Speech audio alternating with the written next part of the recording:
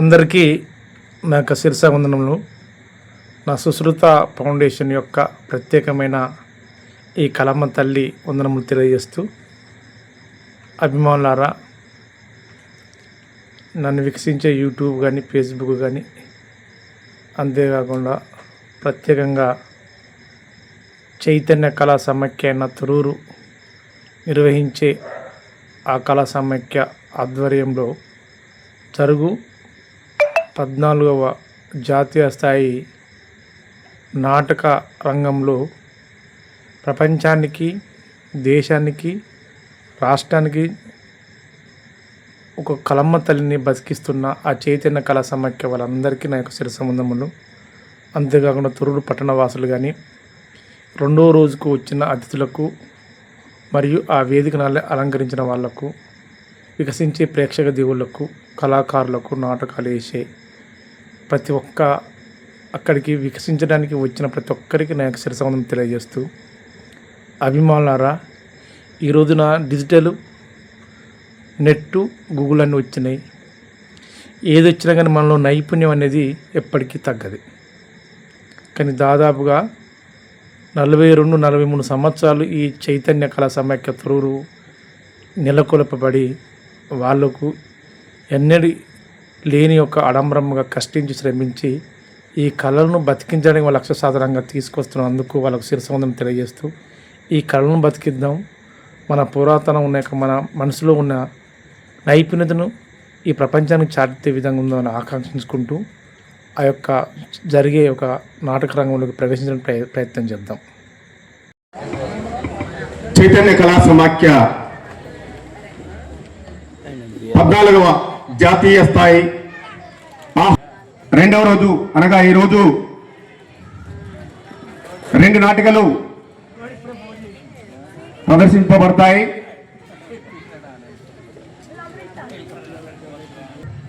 ఈనాటి ఈ సభా కార్యక్రమానికి చైతన్య కళా సమాఖ్య వర్కింగ్ ప్రెసిడెంట్ మరియు తొర్రూరు మాజీ మున్సిపల్ వైస్ చైర్మన్, సభాధ్యక్షులుగా శ్రీ జనిగ సురేందర్ రెడ్డి గారిని వేదిక మీదకి సాధారణంగా ఆహ్వానిస్తున్నాం. సంస్థ సభ్యులు అతిథులను తోడుకొని రావాల్సిందిగా కోరుతున్నాను. అదేవిధంగా ఈనాటి ముఖ్య అతిథిగా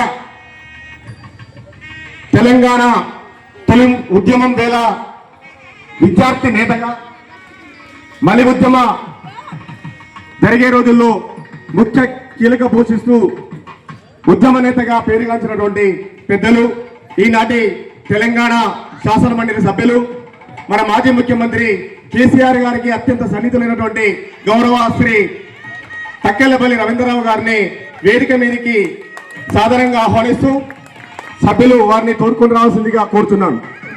అదేవిధంగా ఈనాటి నాటికల పారితోషిక దాతలుగా, అదేవిధంగా అతిథులుగా ఇచ్చేసినటువంటి శ్రీ ముత్యం వెంకన్న గారు, మహిబాద్ మున్సిపల్ కౌన్సిలర్ గారిని వేదిక మీదకి సాధారణంగా ఆహ్వానిస్తున్నాం. అదేవిధంగా ఇంకొక నాటికకు పారితోషిక దాతలుగా మెడికల్ షాప్స్ అసోసియేషన్ వారందరి తరఫున లయన్ సరేష్ గారిని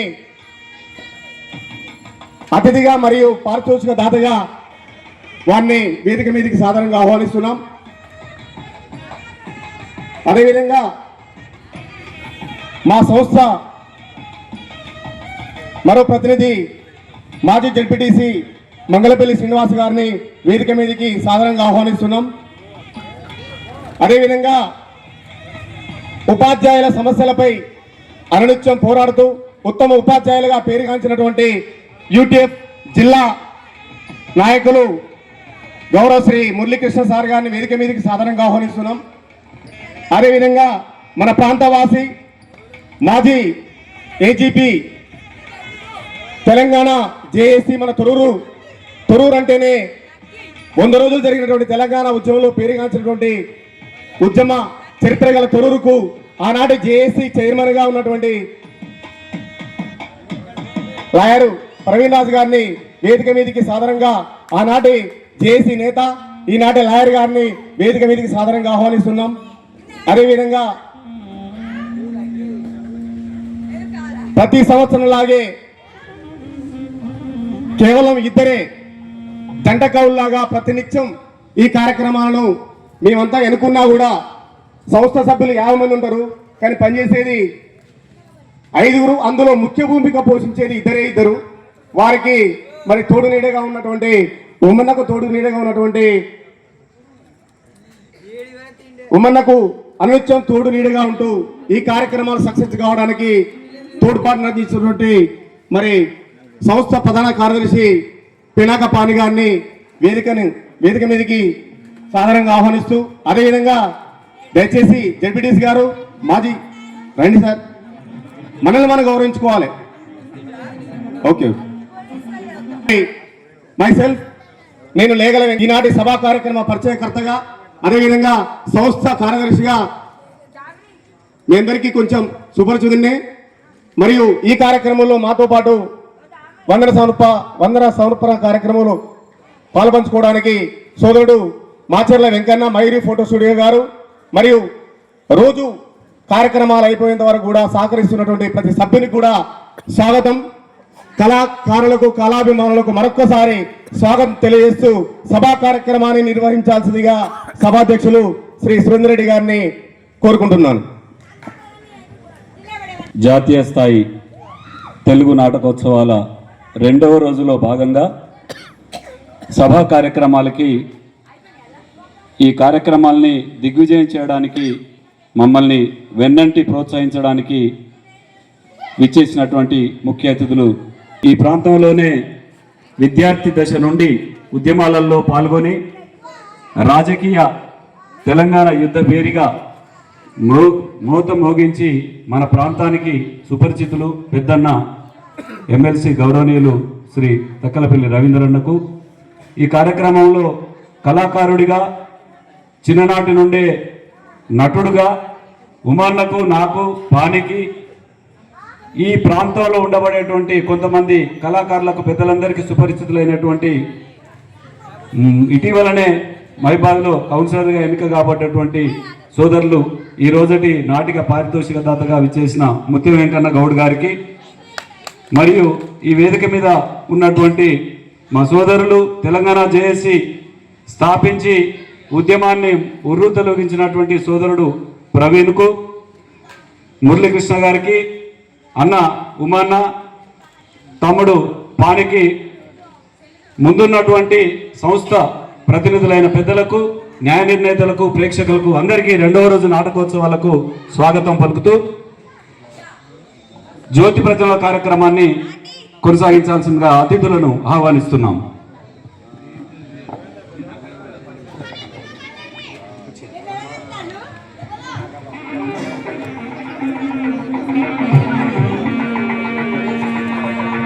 ఒక్క జ్యోతి చాలు వేల దివ్యనైపులో ప్రాణం పోసింది. ఒక్క కళా వేదిక చాలు యుగాల జ్ఞాపకాలకు పునాదులు వేసింది. చైతన్య కళా సమాఖ్య 14వ జాతీయ స్థాయి తెలుగు ఆహ్వానిత నాటక పోటీల్లో భాగంగా 2వ రోజు కార్యక్రమాన్ని ప్రారంభిస్తున్నటువంటి పెద్దలు తక్కలపల్లి రవీంద్రరావు గారు, శాసన మండలి సభ్యులు మరియు ముత్యం వెంకన్న గౌడ్ గారు, కౌన్సిలర్ మహబూబాబాద్ గారు,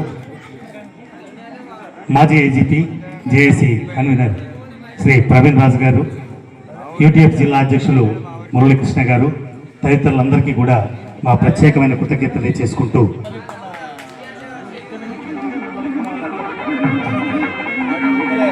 థ్యాంక్ యూ వెరీ మచ్.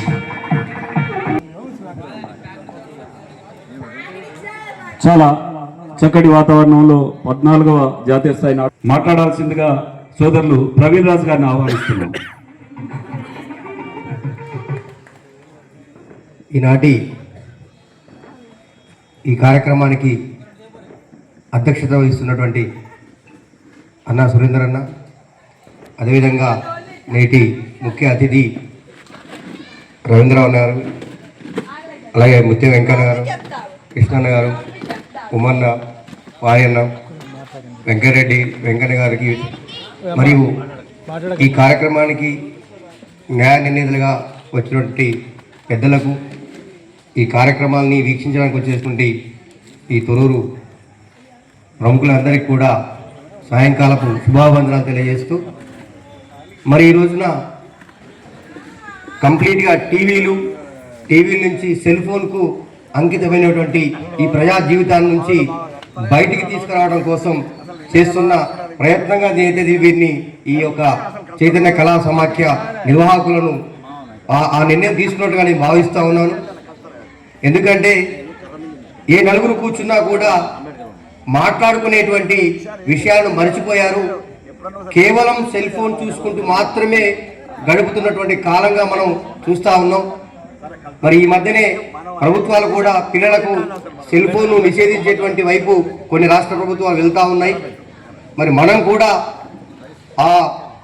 కనీసం ఇటువంటి కార్యక్రమాల ద్వారానైనా ఆ సెల్ ఫోన్ నుంచి దూరం కావడానికి అవకాశం ఉంటుంది. కాబట్టి ఇక్కడికి విచ్చేసినటువంటి వీక్షకులు ఎవరైతే ఉన్నారో దయచేసి మీరు మీ వాళ్లకు పిల్లలకు కూడా తెలియజేసి వారిని అక్కడి నుంచి కొంత బయటికి తీసుకొచ్చే ప్రయత్నం చేస్తే బాగుంటుందని చెప్పేసి నాకు ఉద్దేశం.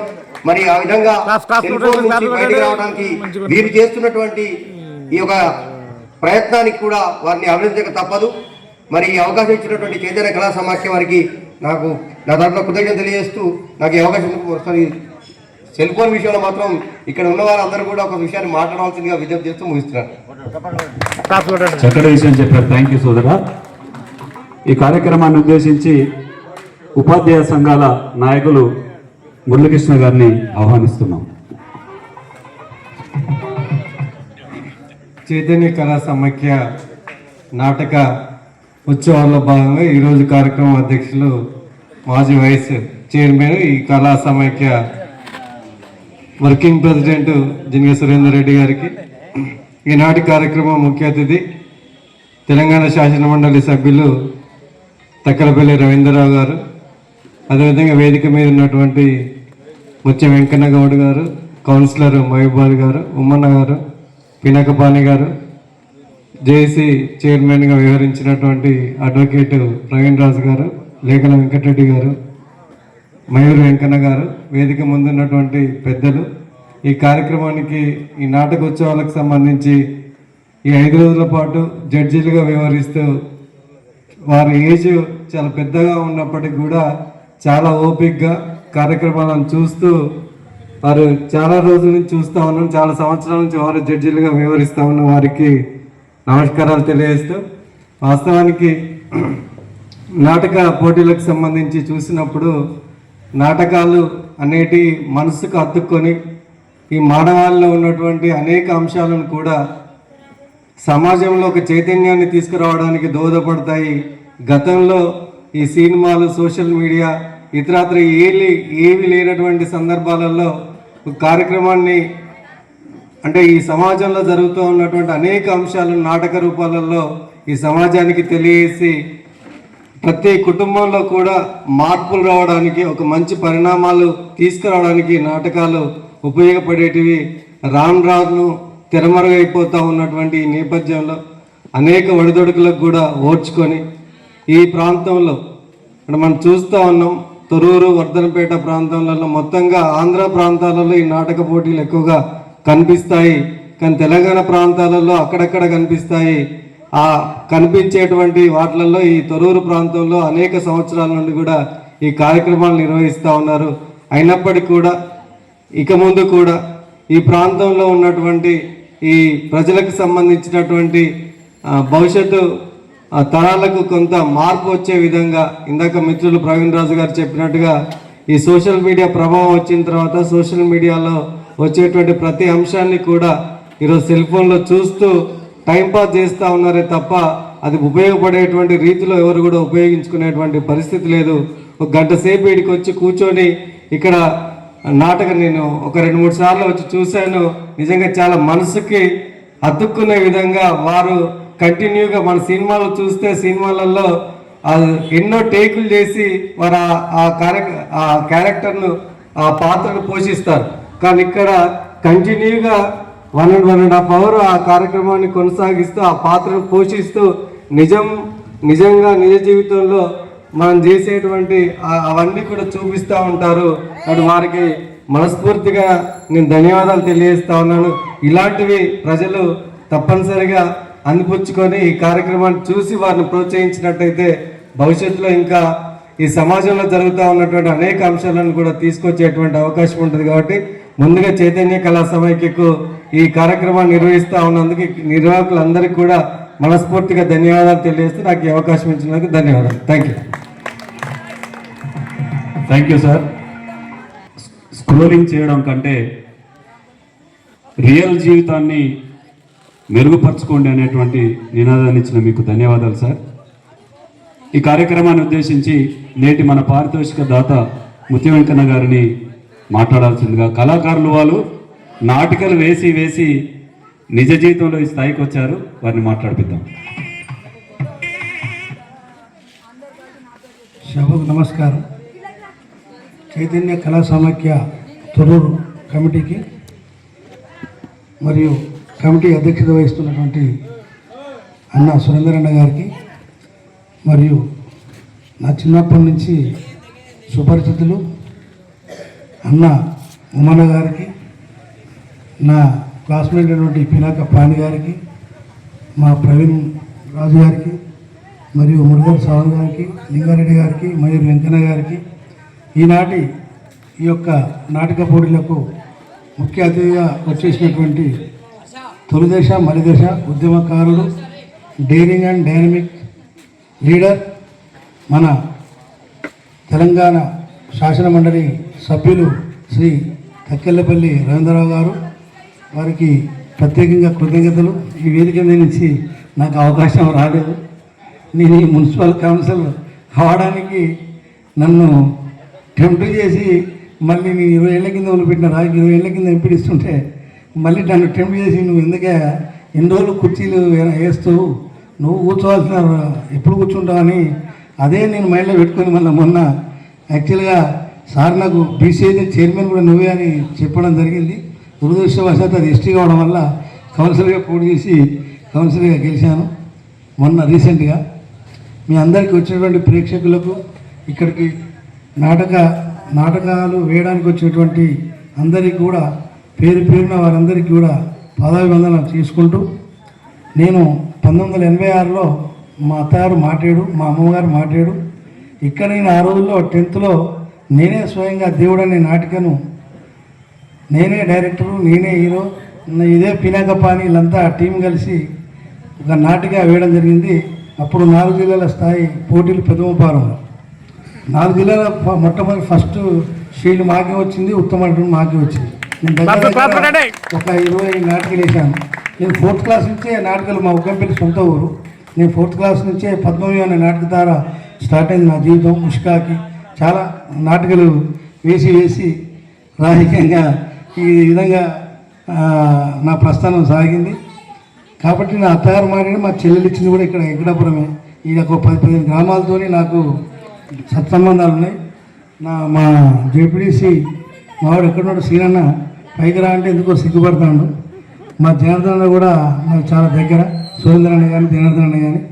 ఈ కమిటీలో ఉన్నటువంటి దీంట్లో మ్యాక్సిమం 30 మంది ఎంతో ఉన్నారు. 30 మందిలో నాకు 20 మంది నాకు చాలా దగ్గర. వీళ్ళందరికీ కూడా నమస్కారం తెలుసుకుంటూ, ఇంత చక్కటి ఈ యొక్క ఆహ్లాదకరమైనటువంటి తొర్రూరు కొన్ని దుక్కులల్లో చాలా కనుమరుగైపోయిన ఈ నాటక సంస్కృతిని ఎప్పటి కూడా గుర్తుండిపోయేలాగా ప్రతి సంవత్సరం మా ఉమ్మన్లు అయితే పినాబాగారు అయితే సురేంద్రన్ అయితే కొంతమంది కమిటీ వాళ్ళందరూ కూడా మర్చిపోకుండా ఈ కళను మర్చిపోకుండా ఎప్పటికీ ఉండే విధంగా ఇంత సినిమాలు, ఈ సోషల్ మీడియా, ఈ సెల్ ఫోన్లు, ఇవన్నీ సీరియళ్ళు ఇన్నున్నా కూడా మనది మర్చిపోవద్దని ముందుకు వచ్చి ఈ యొక్క కళా చైతన్య సమాఖ్యను నడిపిస్తున్నటువంటి వీళ్ళందరికీ కూడా మళ్ళీ ఒకసారి పేరున నమస్కారాలు తెలుపుకుంటూ, నాకు ఈ అవకాశం ఇచ్చినటువంటి పెద్దలకు కృతజ్ఞతలు తెలుపుకుంటూ ముగిస్తున్నాను. థ్యాంక్ యూ అన్న. మహిబాద్ నుంచి తొర్రూరు సోదరులను అభినందిస్తున్నందుకు, పారితోషిక దాతగా, కళాకారుడిగా, కళా పోషకులుగా విచ్చేసి మమ్మల్ని ప్రోత్సహించినందుకు మీకు ప్రత్యేక అభినందనలు అన్న. ఈ కార్యక్రమం రవీంద్రన్న మాట్లాడే ముందు మన కార్యదర్శి 1 నిమిషం మాట్లాడాల్సిందిగా ఆహ్వానిస్తున్నాం. సమాఖ్య వారు ఆశీర్వాదంతో దాదాపుగా ఇప్పటికీ ఒక 4 సార్లు ఈ కార్యక్రమానికి వారిని పిలవడం, కొన్నిసార్లు వారు రావడం కూడా జరిగింది. సో ఆ సత్సంగంతో మొన్న రీసెంట్గా వెళ్ళి సార్ని మా కార్యక్రమానికి రావాలి సార్ అంటే తప్పకుండా వస్తాను అని చెప్పేసి మాకు మాటిచ్చిన ప్రకారంగా ఇవాళ బిజీ ఉన్నప్పుడు కూడా వచ్చిన తక్కలపల్లి రవీంద్రరావు గారికి ప్రత్యేకంగా మా సంస్థ తరఫున కృతజ్ఞత తెలియజేసుకుంటూ అదేవిధంగా వెంకన్న దాదాపు చిన్నప్పటి నుంచి కూడా కలిసి రకరకాల కార్యక్రమాలని చేసాం. మాది అదే ఊరు, వాడి అమ్మమ్మ గారు అదే ఊరు కాబట్టి చాలా కార్యక్రమాలు చేసాం. వెంకన్న దగ్గరికి కౌన్సిలర్గా గెలిచినప్పుడు అభినందించడానికి వెళ్ళినప్పుడు ఇలా ఉంది కార్యక్రమం అనగానే వెంటనే రెస్పాండ్ అయ్యి మా అమ్మ నాన్న గారి పేరు మీద కూడా నేను స్మారకార్థం ఒక నాటికకి స్పాన్సర్ చేస్తానని చెప్పేసి ముందుకు వచ్చినటువంటి మిత్రుడు వెంకన్న గారికి ప్రత్యేక కృతజ్ఞత తెలియజేసుకుంటూ అదేవిధంగా వేదికపై ఉన్నటువంటి మా బావగారు మురళీకృష్ణ గారు, అదేవిధంగా మా చిన్ననాటి మిత్రుడు ప్రవీణ్ రాజ్ గారు అందరికీ కూడా ప్రత్యేక కృతజ్ఞత తెలియజేసుకుంటూ ఒక్కటే ఒక మాట, రంగస్థలాన్ని పరిరక్షించాలనేటువంటి తపనతో ప్రేక్షకులు వస్తున్నారా రావట్లేదా, నిజంగా రాత్రి 12:30 1 గంట వరకు కూడా ఆ 2 నాటికలు అయిపోయేంత వరకు ఎంతమంది ఉంటున్నారు ఉండటం లేదు అనేటువంటి ఆలోచనలు పక్కకు పెట్టి ఏదో ఒక ప్రయత్నం ద్వారా ఈ సెల్ ఫోన్ యుగం నుంచి, ఈ వాట్సాప్ల యుగం నుంచి కొంచెమన్నా రంగస్థలానికి ఈ తరాన్ని ముందు తరాల్ని తీసుకురావాలనేటువంటి తపనతో 1925 సంవత్సరంలో మొదలైనటువంటి ఈ యొక్క చైతన్య కళా సమాఖ్య ఇప్పటికీ 40 సంవత్సరాలు దాటి 41 సంవత్సరంలో అడుగుపెట్టి రకరకాల కార్యక్రమాలను చేస్తూ కొంతకాలం పాటు కళా ప్రదర్శనలు కూడా ఇస్తూ ఈరోజు కళా ప్రదర్శనలు ఇవ్వడానికి ఇబ్బందులై కళాకారులు సుదూరంగా, జాతీయ స్థాయిలో అంటే సుదూరంగా ఉన్నటువంటి కళాకారులను పిలిపించి ఇక్కడ నాటకాలు వేయించాం. ఒక చిన్న విజ్ఞప్తి ఏంటంటే ఇక్కడ నాటకాలు వేసేటువంటి వాళ్ళు కేవలం నటులే కాదు, వాళ్ళందరూ కూడా హై ప్రొఫెషనల్స్ ఉన్నటువంటి వ్యక్తులు. ఒకనాడు మన జాతీయ స్థాయి తెలుగు నాటకోత్సవం లోపల దాదాపు వైజాగ్ స్టీల్ ప్లాంట్ జిఎం గారు కూడా ఇక్కడ నాటికాడారు. ఇవాళ క్యారెక్టర్ ఆర్టిస్టుగా ఉన్నటువంటి ఎంతోమంది పెద్ద పెద్ద కళాకారులు, తెలంగాణ శకుంతల గారు అయితేనేమి, రఘునాథ్ రెడ్డి గారు అయితేనేమి, జయప్రకాష్ నారాయణ రెడ్డి గారు అయితేనేమి, జెన్ని గారు అయితేనేమి, జూనియర్ వేణుమాధవ్ గారు అయితేనేమి, వారు గెస్టులుగా కాదు కేవలం నటులుగా ఈ వేదిక పైన వాళ్ళ యొక్క నటనా ప్రావీణ్యాన్ని ఇక్కడ ప్రేక్షకులకు చూపించారు. అంత పెద్ద ప్రాముఖ్యత చైతన్య కళా సమాఖ్యది. ఇక్కడ కళా పోషకులు ఉన్నారు, చాలామంది కళాకారులు కూడా ఉన్నారు, కానీ ప్రేక్షకులే మందంగా ఉన్నారు. అయినప్పటికీ కూడా మా ప్రయత్నం ఏంటంటే చేస్తూ పోతే ఏనాడైనా కూడా తప్పకుండా రంగస్థలానికి అందరూ కనెక్ట్ అవుతారనేటువంటి ఉద్దేశంతోనే ఈ యొక్క మహాయజ్ఞాన్ని మేము ముందుకు తీసుకెళ్తున్నాం. దయచేసి దీన్ని గుర్తించి మాకు అందరూ కూడా సహకరించాలని చెప్పేసి కోరుకుంటూ, మాకు మరి మేము అడిగినా అడగకపోయినా కూడా రవీంద్రరావు గారు ప్రత్యేకంగా మమ్మల్ని ఈ కార్యక్రమాన్ని ఇంత పెద్దగా నిర్వహిస్తున్నారు. దాదాపుగా నాకు తెలిసి ఒక 4-5 లక్షల రూపాయలు ఖర్చు అవుతున్నాయి కదా, మరి ఎలా చేస్తున్నారంటే కళా పోషకులు ఉన్నారు సార్, కొంచెం వాళ్ళతో మేము తీసుకొని ఇక లేదు అనుకున్నది కొంత మేము కూడా దాంట్లో కలుపుకొని ముందుకెళ్తున్నాం సార్ అంటే, లేదు ఈసారి నేను కూడా మీకు సహకరిస్తాను అని చెప్పి ఆర్థికంగా మాకు సహకరించినటువంటి పెద్దలు తక్కలపల్లి రవీంద్రరావు గారికి దాదాపుగా ఒక 50,000 రూపాయలు మాకు అందించారు వారికి నిజంగా మేము చాలా ప్రత్యేకమైన కృతజ్ఞత తెలియజేస్తున్నాం. ఎందుకంటే ప్రతిసారి కూడా ఈ ఇబ్బంది ఏర్పడుతుంది. నిన్ననే చెప్పాను, ప్రసూతి వైరాగ్యం. నాటకోత్సవాలు అయిపోయిన తర్వాత తెల్లవారి నేను మొన్న మాట్లాడుకునేది ఏంటంటే నెక్స్ట్ ఇయర్ వద్దు నాటకాలు, ఇక చేయొద్దు, కానీ జనవరి రాగానే మళ్ళీ స్టార్ట్ అవుతుంది. ఎందుకో అది అర్థం కాదు. ఎందుకంటే దీంతో మేము కనెక్ట్ అయి ఉన్నాం, మిమ్మల్ని దీనికి కనెక్ట్ చేయాలనేటువంటి మా ఉద్దేశం. దీన్ని గుర్తించాలని చెప్పేసి కోరుకుంటూ, ఎక్కువ సమయం తీసుకున్నందుకు క్షమించమని వేడుకుంటూ ఈ కార్యక్రమాన్ని కొనసాగించవలసిందిగా నన్ను వేడుకుంటున్నాను. నేను చెప్పడం అనుకున్న విషయాలు చాలా చెప్పాడే ముందు అన్న, మా చైతన్య కళా సమాఖ్య నుండి తురూరుకు ఆనాడే ఒక సింగిల్ ఎపిసోడ్ టీవీ సీరియల్ను ఉమన్న బ్రీఫ్ కేస్ అనేటువంటి ధారావాహికను అందించి ఇక్కడి నటీనటులతో ఆనాడే టీవీలో కళాకారులుగా మమ్మల్ని చూపించడం జరిగింది. ఉమన్న చప్పట్లు ఒకసారి కొడతారా? ఈ ప్రాంతం నుంచే గట్టు నవీన్ మన సంస్థ ప్రతినిధే. తను కూడా శరపంజరం అనేటువంటి మూవీ, అంతకంటే ముందు సరస్వతిపురం చాలా షార్ట్ ఫిల్మ్స్ తీశాడు. ఇప్పుడు కూడా ఇంకేదో నవీన్, అమ్మాపురం నవీన్ రెడ్డి కూడా మా సంస్థ ప్రతినిధే. ఆడది నాటిక, తను సినీ కళాకారుడే. రవీంద్రన్నకు ఇంకా చెప్పాల్సింది ఏంటంటే, ఇక్కడున్న మా అందరినీ ఇంక్లూడింగ్ ఎక్స్ జెడ్పీటీసీ శ్రీనివాస్ గారు ఆల్సో హార్మోనియం పెట్టె మీద మమ్మల్ని పాటలు పాడించి ఉమన్న పౌరాణిక నాటకాలు వేయించాలని కూడా ప్రయత్నం చేశారు. వారికి మేము గురుతుల్యులుగా వారిని భావిస్తాం. మేము అన్న మాట్లాడే ముందు చైతన్య కళా సమాఖ్య అంటేనే శ్యామ్ సౌండ్స్ ఒకసారి నేను చిన్న పాట పాడతా. ఏ స్థాయిలో ఉన్న కళాకారుడిగా ఈ వేదిక మీదనే మేము ప్రారంభమైనాం, ఇంత దూరం వచ్చినాం కాబట్టి ఒక చిన్న చరణం ఉమన్నకు వెంకన్నకు వినిపించాలని అన్న జయరాజ్ అన్న రాసినటువంటి చిన్న పాట ఒక పల్లవి చరణం మాత్రమే. చందమామనందుకునే శక్తి నీకున్నా, సముద్రాలు ఈదగలిగే బలం నీకున్నా. చందమామనందుకునే శక్తి నీకున్నా, సముద్రాలు ఈదగలిగే బలం నీకున్నా. ఎదుటివాడు ఎదుగుతుంటే ఓర్వెందుకు, ఎదుటివాడు ఎదుగుతుంటే ఓర్వెందుకు, వెనుక నుండి పొడిచే పాడుగునవు ఎందుకు, వెనుక నుండి పొడిచే పాడుగునవు ఎందుకు. మనసా నిన్ను నిప్పుతోటి కడగనా, మనసా కన్నీళ్లతో నిన్ను మార్చనా, మనసా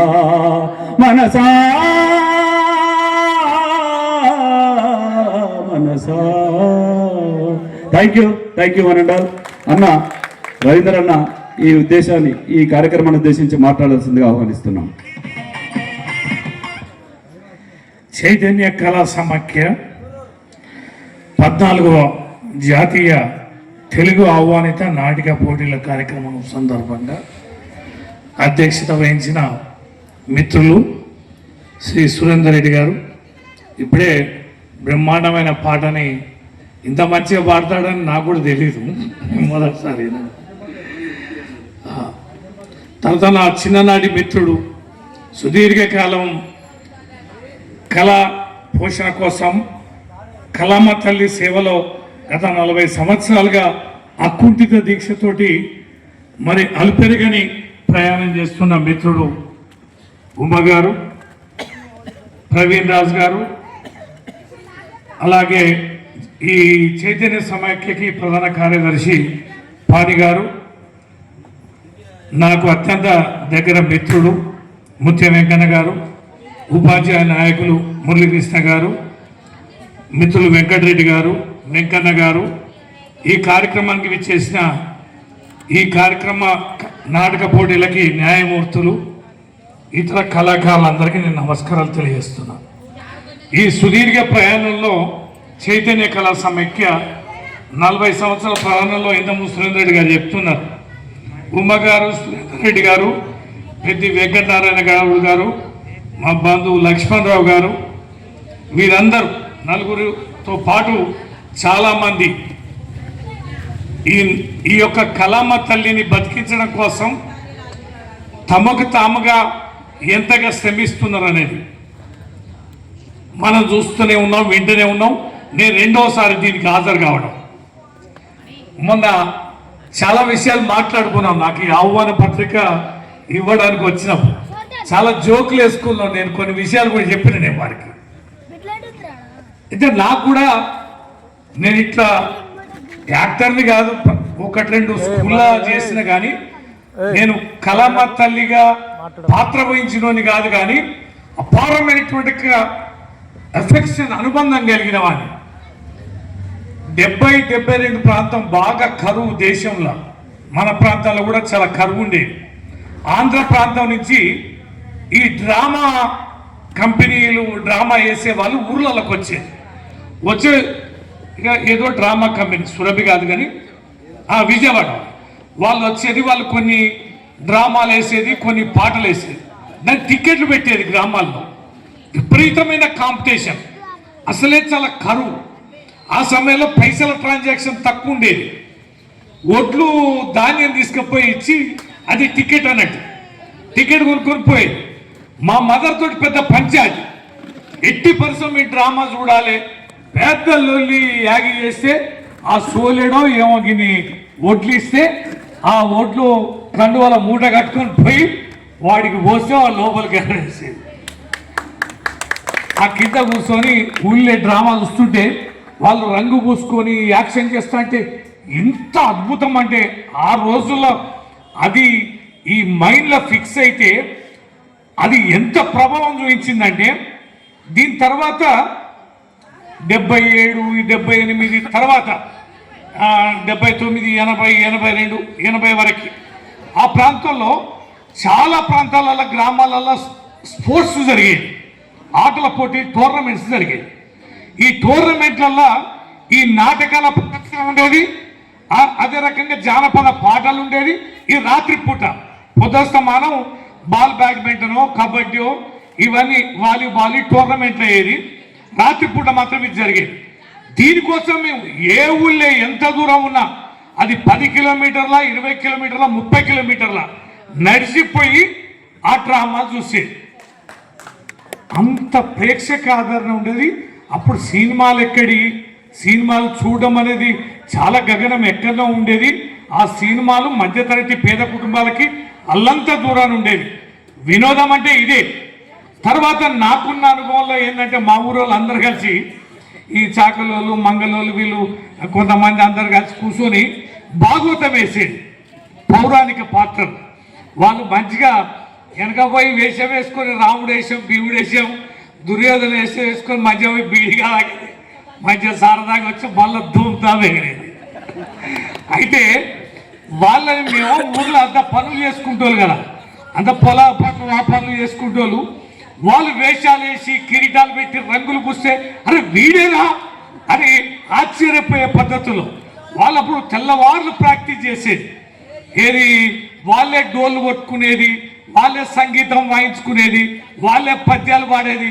ఓ పద్యం ఇంత పొడుగు రాగం వీడికి ఆడికి వేదిక మీద ఉరుకుతుండేది. అసలు ఎంత చక్కటి అనుబంధం, ఎంతటి అప్యాయతలు.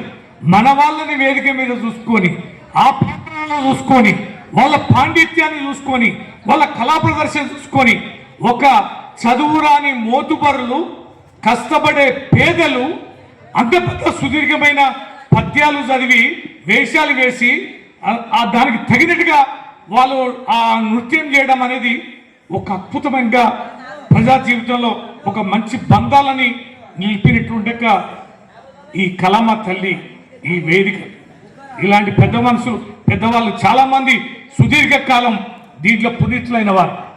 కాలం మారింది, పరిస్థితులు కూడా మారినాయి, ఫోన్లు అనేది చాలా అడ్వాన్స్ విషయాలు మారినాయి. మా ప్రవీణ్ గారు వకీల్ సాబ్ చాలా మాట్లాడాలంటే అట్లా మనం మారిస్తే మారేది కాదు, మనం ఏం మారాలంటే దీనిని ఇంకొక కోణంలో చూపించాలంటే ఏం చేయాలనేది ఇక మనం ఇదే వేదిక ఇదే బయట కూర్చోబెడతాం, ఇదే జనం రావాలంటే లేదా ఈ జనరేషన్ వచ్చే పరిస్థితి లేదు. కొద్దిమంది పాత వాళ్ళు అనుబంధం ఉన్న వాళ్ళు వస్తారు తప్ప ఇంకేదో మోడర్నైజ్ అనేది దీంట్లో చేయాల్సిన అవసరం ఉంటుంది. నేను కూడా ఒక్కోసారి గమ్మత్తుగా ఉంటుంది. మొన్న మీరు వచ్చినప్పుడు చెప్పిన మా ఊరిలో ఒక ఎగ్జాంపుల్, మా ఊళ్ళో గుడి లేదు. అయితే నేను పోయినప్పుడు ఏం దొరవారు కింద పెద్ద మనిషివి నువ్వు మా ఊరి నుంచి ఉన్నావు, ఒక్క దేవుని గుడి ఉండొద్దా, దేవుని గుడి పెట్టేద్దా అన్నాడు. మాకు పాత శివాలయం శిథిలమై ఉంటే దాన్ని మొత్తం పునరుద్ధరించి చేసి ప్రారంభోత్సవం చేసినాం. కొద్ది రోజులు ఆయనకి ఏమన్నారంటే ఇంకా శివుడు మాకు సరిగ్గా తెలియదు కానీ ఇంకా రాముల వారి గుడి కట్టారు ఆయన. సరే అని మళ్ళీ రాముల వారి గుడి కట్టినాం. పెద్ద క్యాంపస్, మంచిగా కళ్యాణ మండపం, మంచిగా పెళ్లిళ్ళు చేసుకోవడానికి ఓ ఎకరం జాగా కొని పాత గుడిని కూడా పునరుద్ధరించి రామాలయం కట్టి ధ్వజస్తంభాలు బట్టి వేలాది మందిని తీసుకొచ్చి విగ్రహావిష్కరణ చేసి బ్రహ్మాండంగా చేసినాం. ఆ సభలో నేను ఏమన్నా అంటే నేను ఎంత ఉన్నత స్థాయిలో ఉన్నా, నేను అప్పుడు ఎమ్మెల్సీ కాలే, ఇంకా భవిష్యత్తులో ఎంత ఉన్నత స్థాయిలో ఉన్నా ఈ గ్రామంలో మహాశివరాత్రి ఇక్కడే ఉంటా, శ్రీరామనవమిని మీ సమక్షంలో చేసుకుంటాను వాగ్దానం చేసిన. ఈ వీళ్ళలాగానే ఇక నా కర్మకు వచ్చింది. ఇక ఎక్కడున్నా నేను ఊళ్ళకి పోయే ఫస్ట్ 200-300 మంది వచ్చేది, మంచి బండి కట్టి ఊళ్ళో తిప్పేది. తర్వాత 1-2-3 ఏళ్ళు పోగానే బండి కట్టి ఎవరు జనం రావడానికి మా శివరు 200 పోయినరు, 100 పోయినరు, 50 పోయినరు. ఇక పెద్ద మనుషులు ఒక 20 మంది అక్కడ ఉంటారు. నన్నేమో చాలా గుళ్ళకి రమ్మనమని బతిలాడతారు. నేను ఎక్కడ పోకుండా నా ఊరు నేను పోతే 20 మంది పెద్ద మనుషులు కూర్చోబెట్టుకొని కళ్యాణం చేసే పరిస్థితి వస్తాడు. ఏంది మళ్ళా మేమే మైబాద్ నుంచి అన్ని పట్టుకొని పోయి విషంపల్లి గ్రామంలో పూలు, దండలు, పూజ సామాన్లు అన్ని పట్టుకుపోవాలి. ఒక్కడన్నా ఈ గుడిని మెయింటైన్ చేస్తే మనిషి కావాలంటే దొరుకుతాలే, అయ్యగారు దొరుకుతాలే. ఇక ఏం చేసాం, మరి గుళ్ళె పూజ చేసేది అయ్యగారు లేకపోతే ఎట్లా అని ఓ వడ్ల పిల్లగాన్ని బతిలాడి వాళ్ళకి ట్రైనింగ్ పంపించి అయ్యగారు చేసినాం. ధూపదీప నైవేద్యం కింద 8,000 రూపాయలు జీతం ఇప్పించినాం. తర్వాత గుళ్ళకి వచ్చి ఆదాయం కూడా తీసుకోరా భయన్నాం. కొన్ని ఖర్చులు కూడా మేము ఇచ్చుడు మొదలు పెట్టినాం. ఈ అయ్యగారు ఏమైందంటే డిమాండ్ పెరిగింది. ఊరూరు గుళ్ళు కడతారు కదా, వాడవాడానికి గుళ్ళు కడతారు కదా, కుల సంఘాల వారికి గుళ్ళు కడతారు కదా, విపరీతమైన దేవుళ్ళ సంఖ్య పెరిగిపోయింది. కానీ పూజారుల సంఖ్య మాత్రం లేకుండా పోయింది. వీడు మొత్తం ఊర్లు తిరుగుడు పని చేసుకొని ఇప్పుడు మేము గుడికి దండం పెట్టుకున్నాం అంటే దానికి తాళ వేసి ఉంటారు, దొరుకుతానే.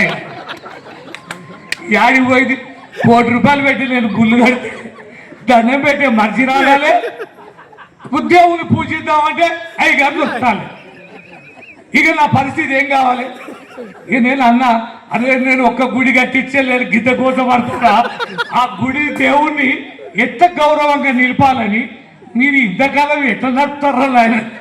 ఈ కళామ తల్లిని ఎట్లా నిలబడతారు, ఎట్లా బతికిస్తారు? మీ జీవితం అనేది నిజంగా ఇది భగవంతుడు ఇచ్చిన వరం ఇది. ఇక దీంట్లో రందిపడకండి. ఎమ్మెల్సీ గారిని పిలిచే జనం లేకపోతే ఎత్తారు. పోయినసారి వచ్చినప్పుడు కూడా లేరు జనం. అందుకనే వీళ్ళు నేను పానికి ఏం చెప్పానంటే, ఆ జనం ఎవరో నేను చూస్తే కనిపించాలి, కానీ లైట్ గట్ట ఒకటి పెట్టకపోయినావు అంటే లైట్ పెడితే ఎంతమంది ఉన్నారో మీకు తెస్తారని మీకు పెట్టారు. ఇప్పుడు వాస్తవం అదొక కుర్చీలని ఖాళీ, ఈ ఎన్ని కుర్చీలు ఖాళీగా ఉన్నాయో మీకు తెలుసా సార్? అందుకనే మేము ఆ లైట్ ఎత్తాలి.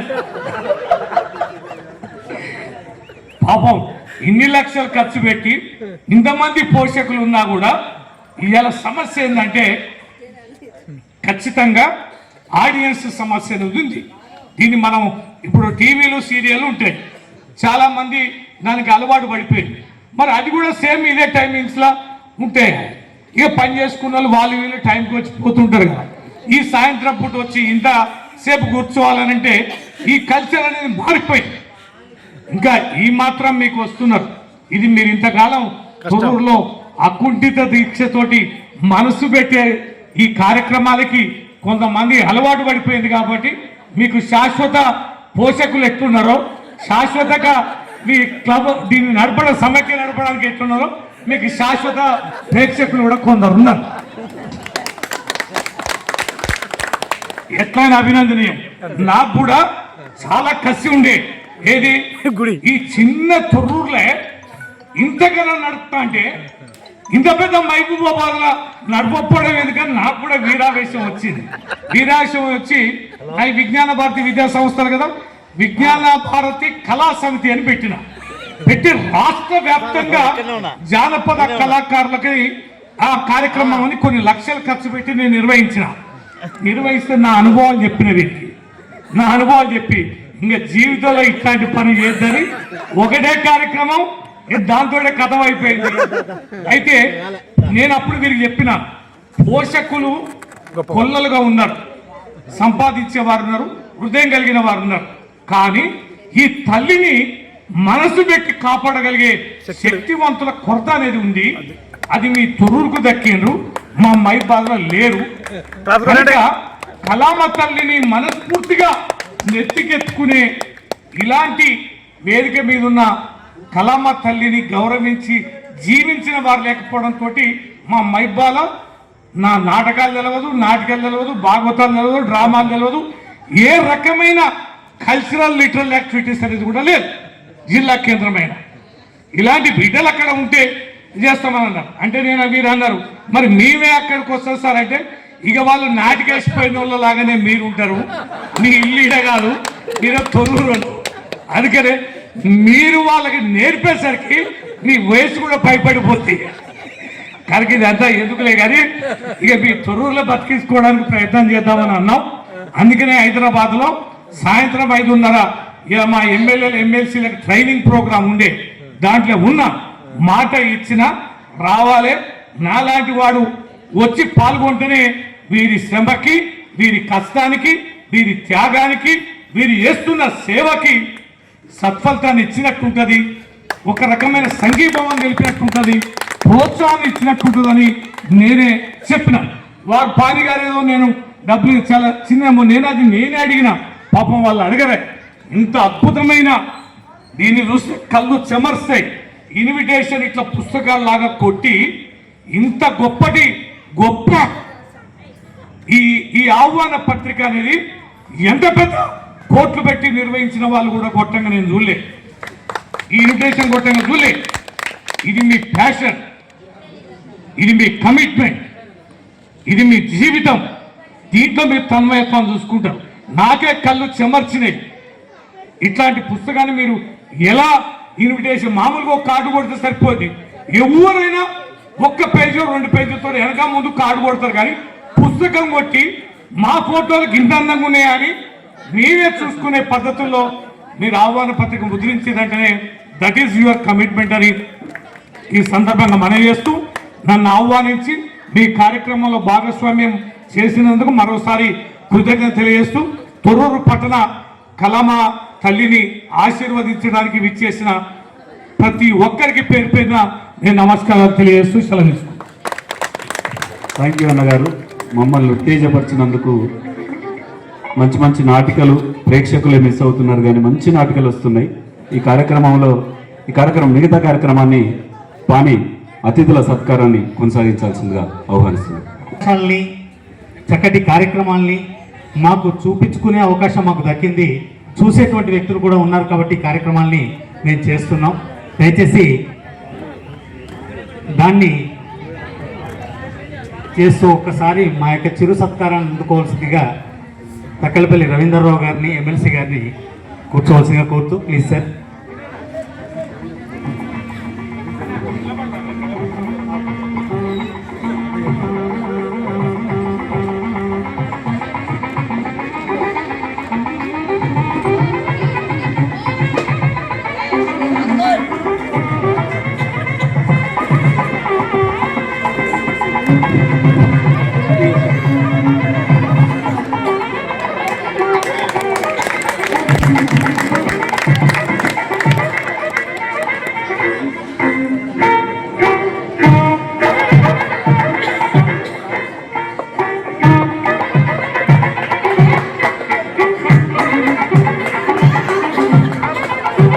థ్యాంక్ యూ అండి. మీకు రవీంద్రరావు గారికి మరొక్కసారి మా కృతజ్ఞత తెలియజేసుకుంటూ ఇప్పుడు కౌన్సిలర్ మహబాద్ గారి తొర్రు మన వెంకన్న గారిని సత్కరించవలసిందిగా కోరుతున్నాం.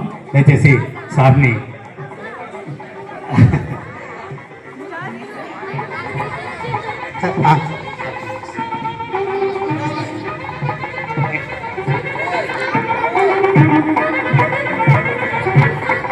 థ్యాంక్ యూ మిత్రమా. కళాకారుడిగా తన యొక్క జీవితాన్ని మా మాటల్లో ప్రారంభించి మహబాద్ కౌన్సిలర్గా మారినటువంటి మిత్రుడికి మరొకసారి మా కృతజ్ఞత తెలియజేసుకుంటూ థ్యాంక్ యూ.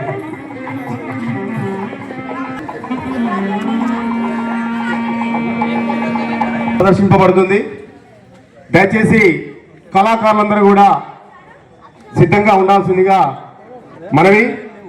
ఇంకా కొద్ది క్షణాల్లో బీబీకే క్రియేషన్ కాకినాడ వారిచే తితీక్ష ఈ నాటిక ప్రదర్శన కంటే ముందు ఇంకా కొద్ది నిమిషాల ముందు కాబట్టి మహిళా సోదరులందరూ కూడా గమనిస్తున్నటువంటి దీపా డిజిటల్స్ మరియు దీపా ఫ్యాషన్స్ నాటిక ప్రదర్శన దయచేసి ప్రేక్షకులందరూ కూడా సహకరించాలని కోరు. పేర్లని మరియు వారి యొక్క సెల్ నెంబర్లని టోకెన్స్ పై రాసి చిట్టులో మన డబ్బాలో వేయవలసిందిగా కోరుతున్నాం. ఎవరైతే నాటికల్ని చూపెట్టాలనేటువంటి ఉద్దేశమే తప్ప వేరే ఉద్దేశం లేదు. ఈ గిఫ్ట్ హ్యాంపర్స్ అందిస్తున్నటువంటి మా కళా వేదికపై ఎంతోమంది కళాకారులు వారి యొక్క ప్రదర్శనలు మనకు అందిస్తున్నారు. మీరందరూ గమనించవచ్చు, వారందరూ కూడా ఏజ్లోనే కాకుండా అనుభవంలో కూడా ఎంతో పెద్దవారు, గొప్పవారు.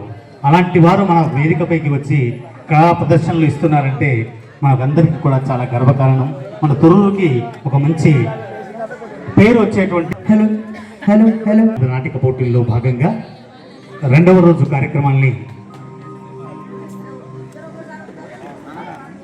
ఇంతకుముందే పెద్దలు గౌరవనీయులు శ్రీ తక్కలపల్లి రవీంద్రరావు గారు, శాసన మండలి సభ్యులు వారి యొక్క స్వహస్తాలతో ప్రారంభించడం జరిగింది. ఈయన బీబీకే క్రియేషన్స్ కాకినాడ వారిచ్చే తితీక్ష పారితోషిక దాతలు కీర్తిశేషులు ముత్యం భిక్షం ఉపేందర్ గారుల జ్ఞాపకార్థం పారితోషిక దాతలు గౌరవనీయులు శ్రీ ముత్యం వెంకన్న గౌడ్, కళావతి గారు, కౌన్సిలర్ మహపాద్ గారు ఈ యొక్క నాటికకి పారితోషికాన్ని అందిస్తున్నారు. మా ప్రత్యేకమైన కృతజ్ఞతలు తెలియజేసుకుంటూ కొద్దిసేపట్లో మీ ముందు బీబీ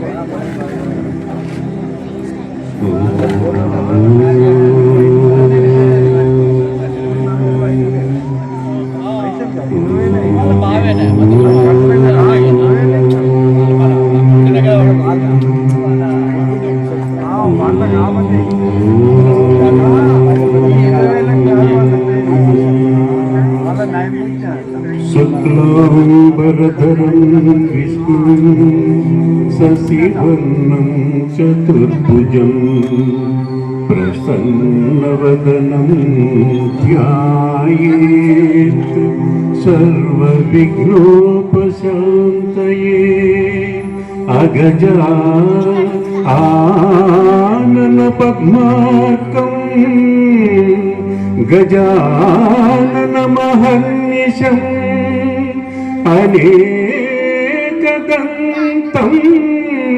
భక్తానాం ఏకదంతముపాస్మహే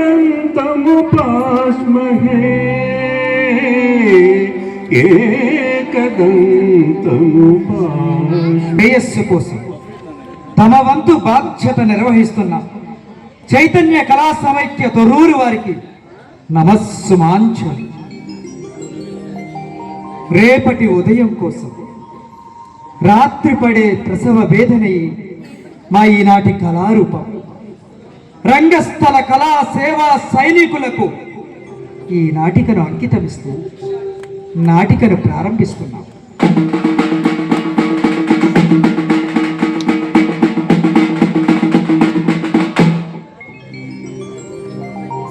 బీవీకే క్రియేషన్స్ కాకినాడ వారి తితిక్ష నాటిక రచన డి ఉమాశంకర్, దర్శకత్వం డి వినయ్.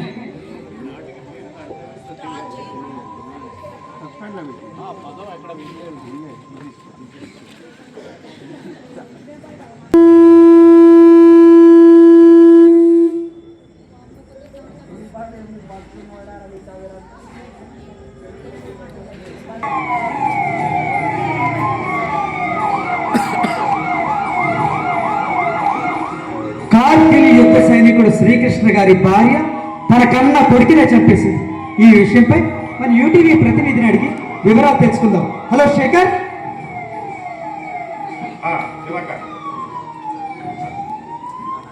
భారతదేశ చరిత్రలో కనీ విని ఎరిగిన సంఘటన.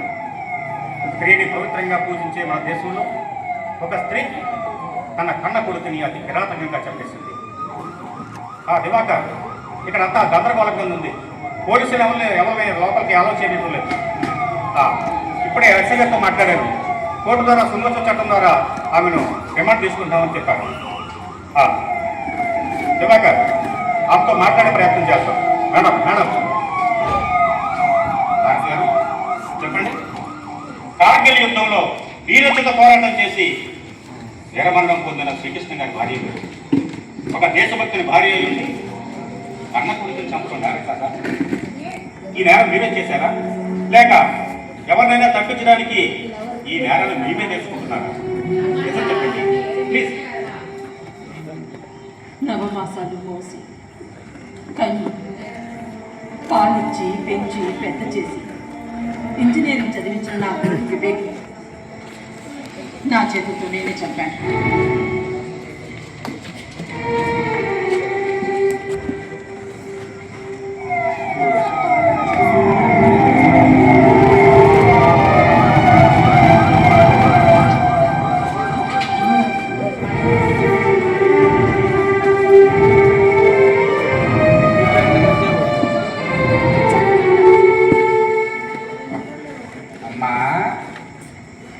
అమ్మా నేనమ్మా నీ వివేకి.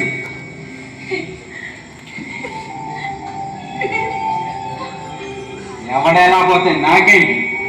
ఈ ఆదర్శాలు నీవి, నా భావాలు నావి. నీకు నచ్చినట్టుగా నీ ఉన్నమ్మా, నాకు నచ్చినట్టుగానే నీ ఉంటాను.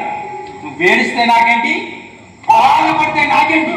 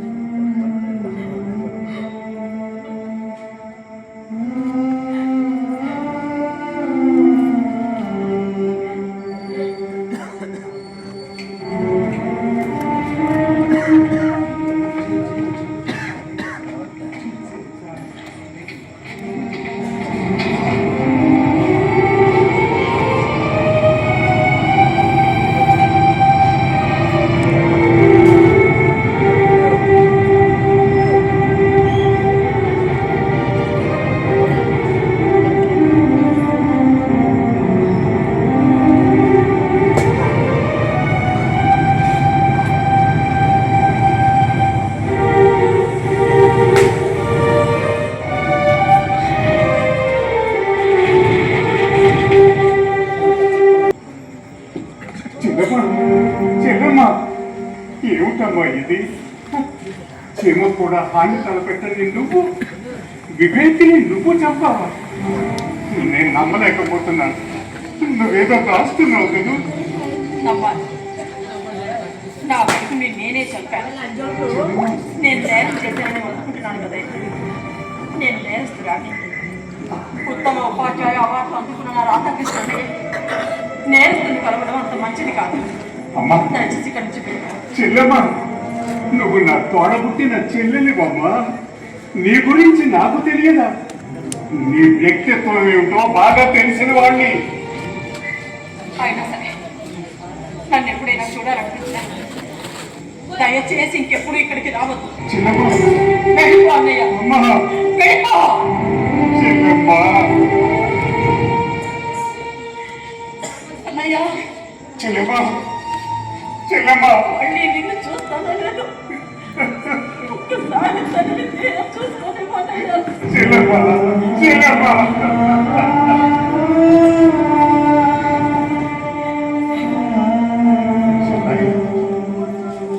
నువ్వు ఏ తప్పు చెయ్యలేదని నా మనస్సాక్షి చెబుతుంది. అందుకే ద గ్రేట్ లాయర్, నా ప్రియ శిష్యుడు అయినటువంటి హరిశ్చంద్ర ప్రసాద్ను కలిసి ఈ కేసు వాదించమని బ్రతిమనుకున్నాను. వద్దన్నయ్య, ఈ కేసు ఇంకెవరికి అప్పు చెప్పదు. దీన్ని ఇక్కడితో వదిలే. లేదమ్మా, నువ్వు అవునన్నా కాదన్నా న్యాయ దేవత ముందు న్యాయం అతనే తెలుస్తాడు.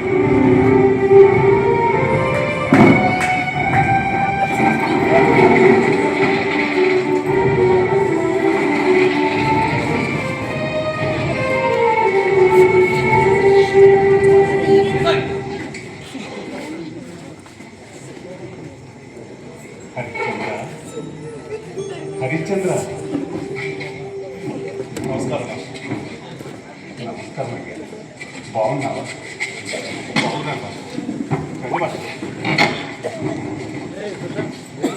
విషయం తెలిసింది మాస్టర్.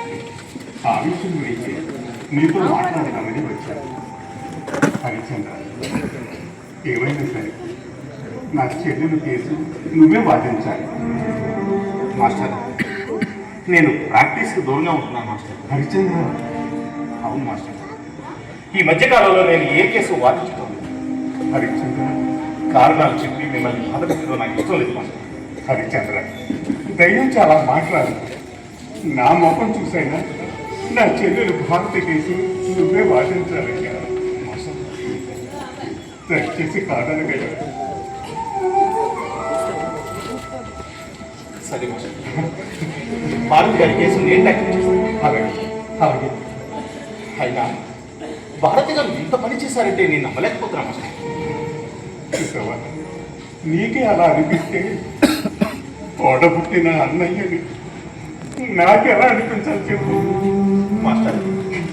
భారతి గారి వ్యక్తిత్వం ఎలాంటి? భారతి వ్యక్తిత్వం చాలా గొప్పదయ్యా.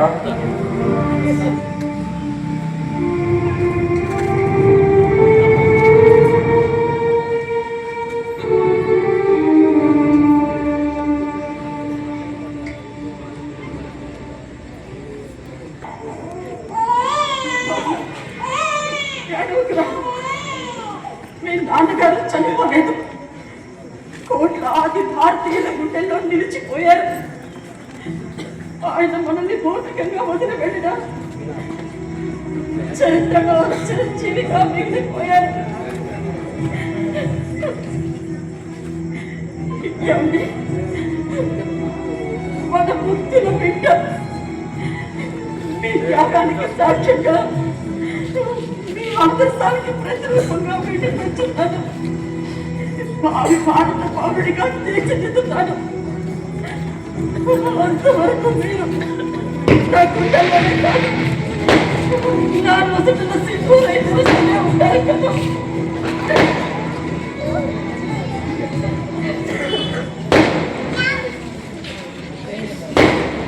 దేశం కోసం ప్రాణాలు అర్పించి శ్రీకృష్ణ గారి భార్యగా ఎంతటి కష్టాన్నైనా ఎన్ని బాధలైనా ఎదిరించి జీవిస్తాను.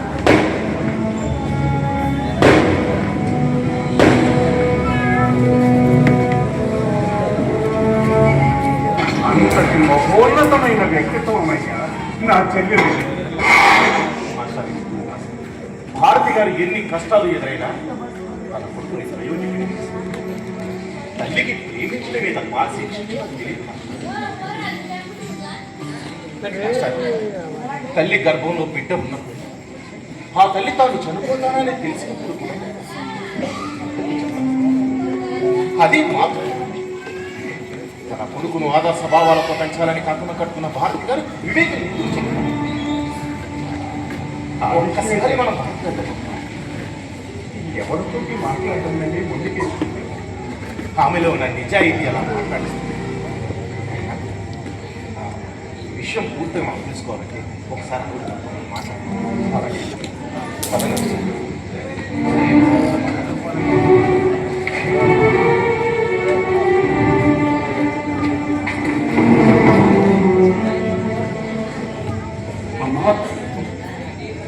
చిన్నమ్మ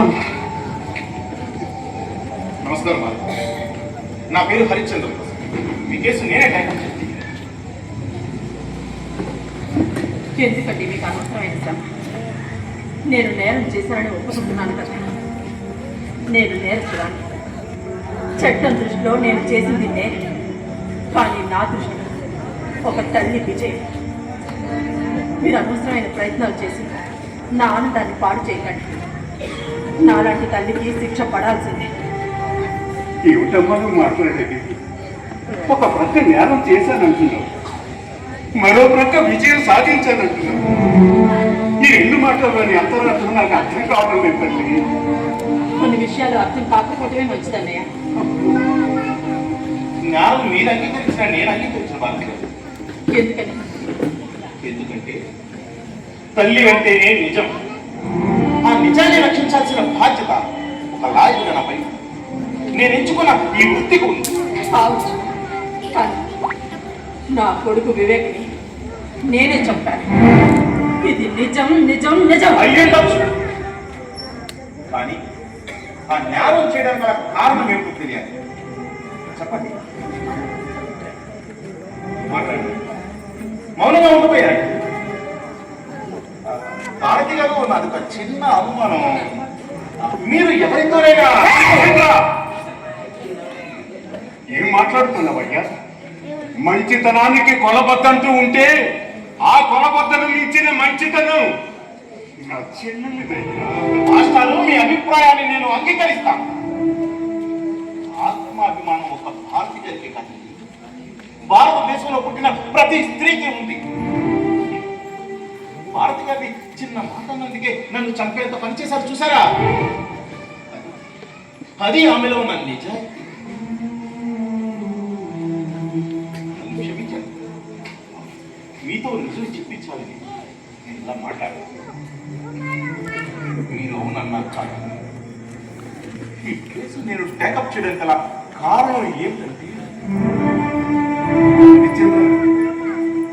ఒక దేశభక్తుడు, దేశం కోసం తన ప్రాణాలు విడిచినటువంటి వీర సైనికుడు శ్రీకృష్ణ గారి భార్య హత్య చేసిందంటే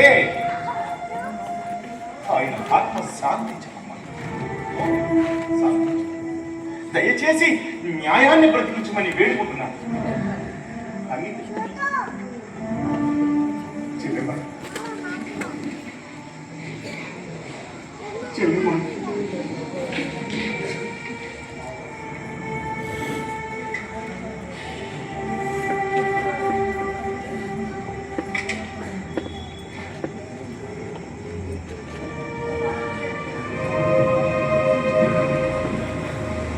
చెల్లెమ్మ,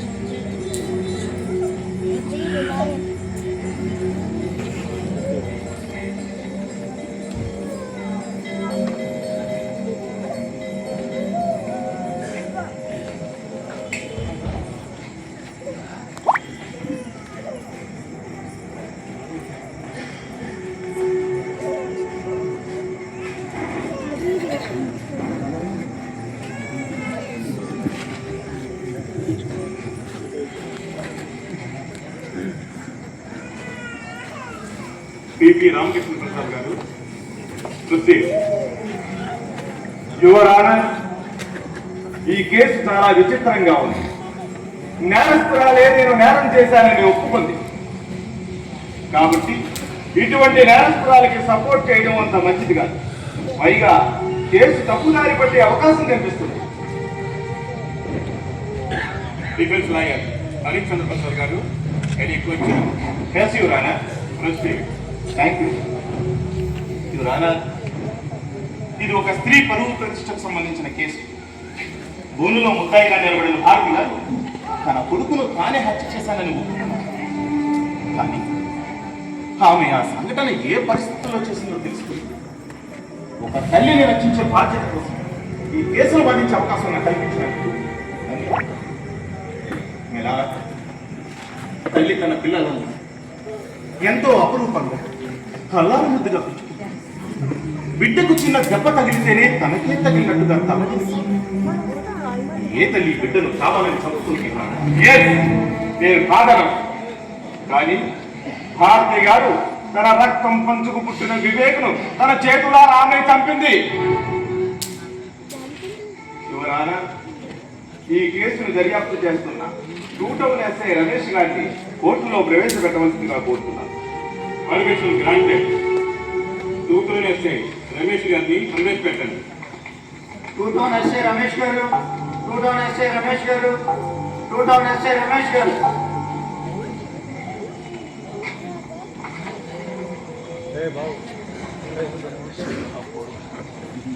రమేష్ గారు, ఈ కేసు మీరే దర్యాప్తు చేస్తున్నారా?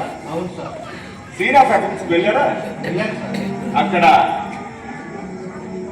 ఎవరెవరు ఉన్నారు? భారతి గారు తప్ప ఇంకెవరు లేరు సార్. అందులో మాట్లాడారా? మాట్లాడారు. ఆమె ఏం చెప్పింది? తన కొడుకుడు తనే కత్తితో పొడిచి హత్య చేశారని చెప్పారు సార్. దట్సారి భారతి గారే నేరస్తున్నారని తేలిపోయి అబ్జెక్షన్ అసలు రమేష్ గారిని క్లాస్ ఎగ్జామ్ చేయడానికి పర్మిషన్ ఇవ్వాల్సిందిగా వారిని కోరుతున్నారు. Permission granted. Thank you. అసలు రమేష్ గారు, భారతి గారు తన కొడుకును తానే హత్య చేశారని చెప్పారు కనుక మీరు అరెస్ట్ చేసి ఎఫ్ఐఆర్ వేశారు, అవునా? నాగపల్ కోర్టు వారి ఆర్డర్ ప్రకారం, శివమూర్తి ఆర్డర్ ప్రకారం కేసు రిజిస్టర్ చేసి ఆమె రిమాండ్ పంపించాం సార్. ఆమె హత్య ఎందుకు చేసింది? తెలియదు sir. Note this point your honour. నిజానిజాలు తెలుసుకోవడంలో పోలీస్ వారి నిర్లక్ష్యం ఇది సుస్పష్టంగా కనిపిస్తుంది. దొంగ దొరికాక దొంగ గురించి వెతుకులాట అవసరమే. నేరస్తురావు నేను నేరం చేశానని ఒప్పుకున్నాక ఇంకా దర్యాప్తు అవసరమే. తల్లి బస్తులు ఉండి బిడ్డ ఆకలి తీస్తుంది. ఏ తల్లి బిడ్డను కావాలని చంపుకోదేమరా? ఏదో ఒక బలమైన కారణం ఉంది. ఆ బలమైన కారణం ఏమిటో చెప్పండి. హరిశ్చంద్ర ప్రసాద్ గారు, ఎవరన్నా భారతి గారు అన్నయ్య గారు రాధాకృష్ణ గారిని కోర్టులో ప్రవేశపెట్టవలసిందిగా కోరుతున్నారు. Permission granted. రమేష్ గారు, ఇక మీరు వెళ్ళవచ్చు.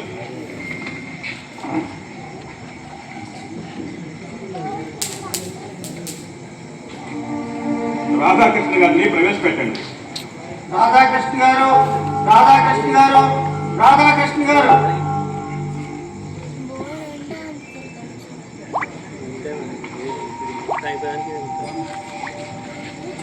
నా మనస్సాక్షి మీద ప్రమాణం చేసి అంతా నిజమే చెబుతాను, అబద్ధం చెప్పను. మీ పేరు? రాధాకృష్ణ. సర్వేపల్లి వారు నా ఆదర్శం. మీ ఆదర్శాల గురించి నేను అడగలేదండి. ఆ ఫోనులో ఉన్న ఆవిడ మీకేమవుతారు? నాకు చెల్లి. ఆమె కొడుకు వివేక్పై మీ అభిప్రాయం? అంతగా ఏమీ లేదు. ఎందుకని? ఎందుకంటే అతను నాతో ఎప్పుడు అంత చదువుగా లేడు. Note this point your honour. Radhakrishna గారు, భారతి గారు జైలుకి ఎందుకు వచ్చారంటారు? తన కొడుకును తనే చంపానని. Note this point your honour. Radhakrishna గారు కూడా భారతి గారి నేరస్తురాలు అంటున్నారు. లేదు లేదు, నా చెల్లెలు హత్య చేయలేదు. నా చెల్లెలు హత్య చేయలేదు. మరెవరు చేశారు? మరెవరు చేశారు? మరెవరు చేశారు? రాధాకృష్ణ నేను ఈ హత్య చేశాను. నా స్వహస్తాలతో నా మేనల్లుని నేనే చంపాను.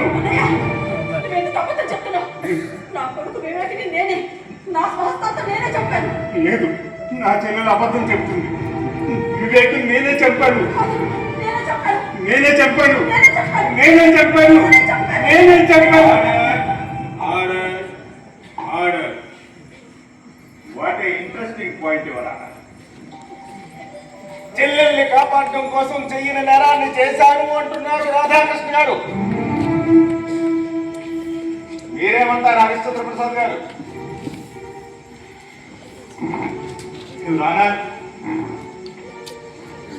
తల్లి బిడ్డ మమకాలకు విలువలు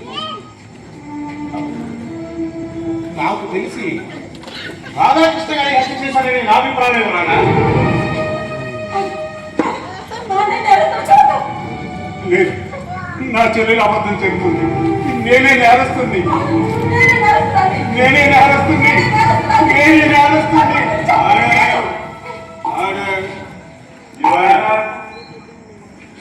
నేరస్తురాలు ఒప్పుకున్న నేరాన్ని తారుమారు చేసి ఇప్పుడు రాధాకృష్ణ గారు నేరస్తుడు అంటున్నారు. ఎస్ఐ రమేష్ గారు సీన్ ఆఫ్ ఎఫెన్స్ కి వెళ్ళినప్పుడు ఆ సంఘటన స్థలంలో ఎవ్వరూ లేరు, భారతి గారు తప్ప. కనుక భారతి గారు నేరస్తున్నారు. రాధాకృష్ణ గారే నేరస్తుడు. రాధాకృష్ణ గారు చేసిన నేరానికి అమాయకులైన తన చెల్లెలు శిక్ష అనుభవిస్తుందని తెలిసి పశ్చాత్తాపంతో తానే స్వయంగా కూడా జరుగుతున్నారు. భారతీయ కూడా నేరాన్ని అంగీకరించారు. రాధాకృష్ణ గారు కూడా నేరాన్ని అంగీకరించారు. అవును, నా చెల్లెలు నిర్దోషి. నేనే నేరస్తుంది. నేనే నేరస్తాను. కాదు, కాదు వివేక్, నేనే చెప్పాలి.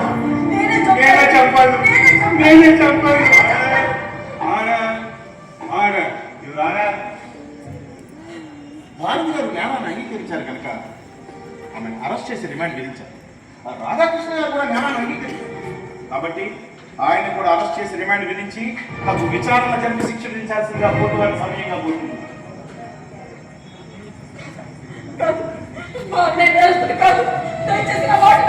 మీరు అవునన్నా కాదన్నా రాధాకృష్ణ గారే నేరస్తుడు. ఎవరెన్ని చెప్పినా సరే కార్గిల్ యుద్ధంలో వీరమరణం పొందిన శ్రీకృష్ణ గారి భార్య నేరస్తురాలు.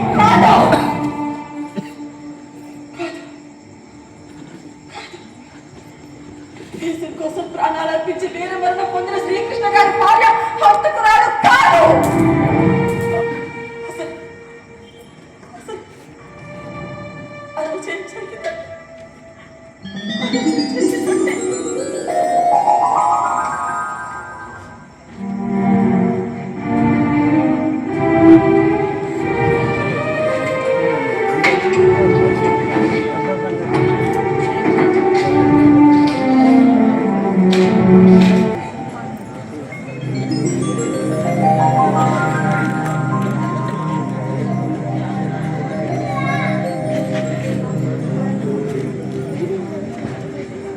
చెల్లాయ్, అమ్మా భారతి, చెల్లెమ్మా.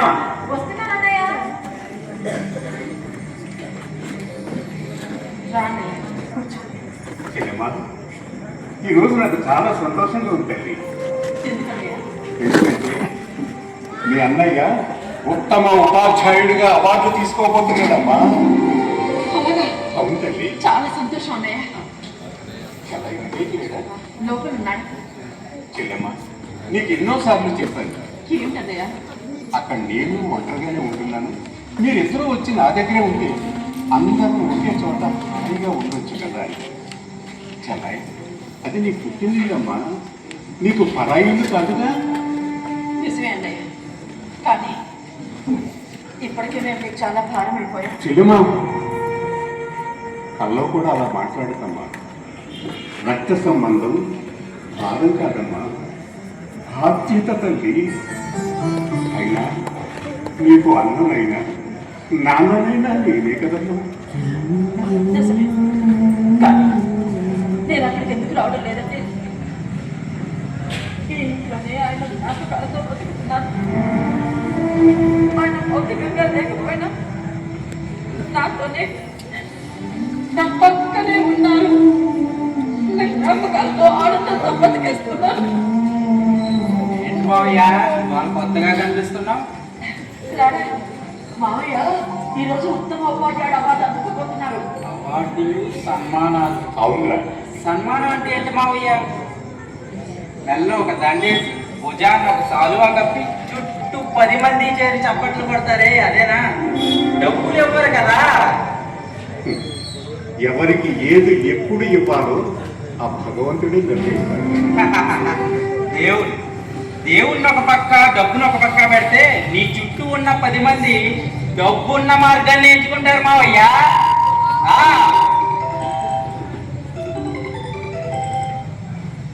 హలో, చెప్పు. నా బిడ్డ వీడి కోసమే అన్నయ్య. వాళ్ళు ఒక ప్రయోజకుడిని చేస్తే ఆయన ఫోటో ముందు నేను కలుపుంటే నిలబడతాను. బాగుంది తల్లి. శ్రీకృష్ణ నిన్ను చూసుకుని గర్వపడేవాడు, నువ్వేమో నీ కొడుకుని చూసుకుని గర్వపడాలనుకుంటున్నావు. చాలా బాగుంది తల్లి. చిన్నమ్మా, ఇది నీ భర్త శ్రీకృష్ణ సేవలకు మెచ్చి ఇచ్చిన మెడలమ్మా. ఇది కింద పడుతున్నారా?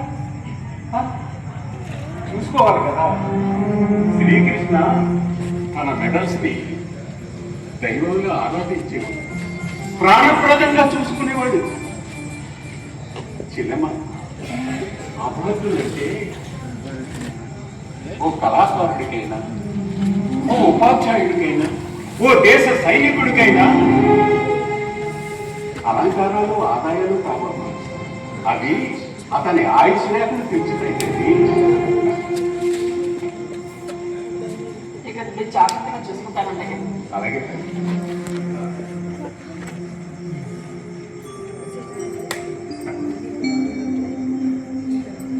చిన్నమ్మా, ఇప్పుడు నేను వచ్చిన విషయం ఏంటంటే ఏమిటన్నయ్య? నాకు సన్మానం జరిగేది ఇక్కడికి దగ్గరేనమ్మా.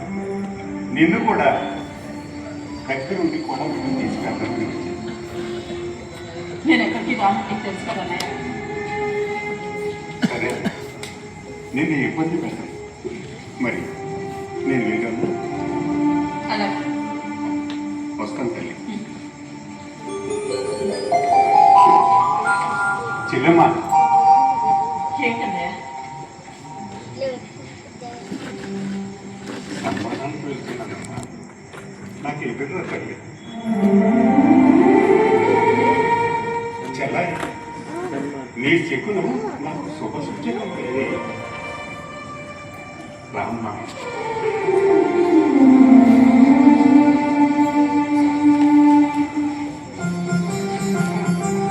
రామ్మా.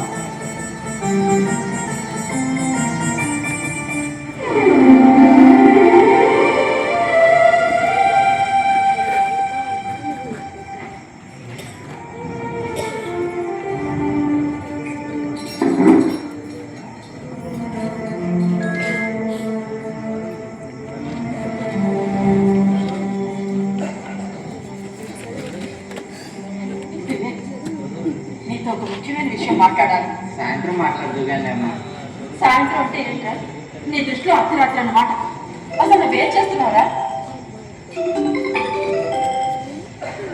హలో అభిరామ, వాళ్ళని అక్కడే ఉంచండి. 5 నిమిషాల్లోనే అక్కడ ఉంటా. వచ్చేస్తున్నా. నీకు తెలియదురా?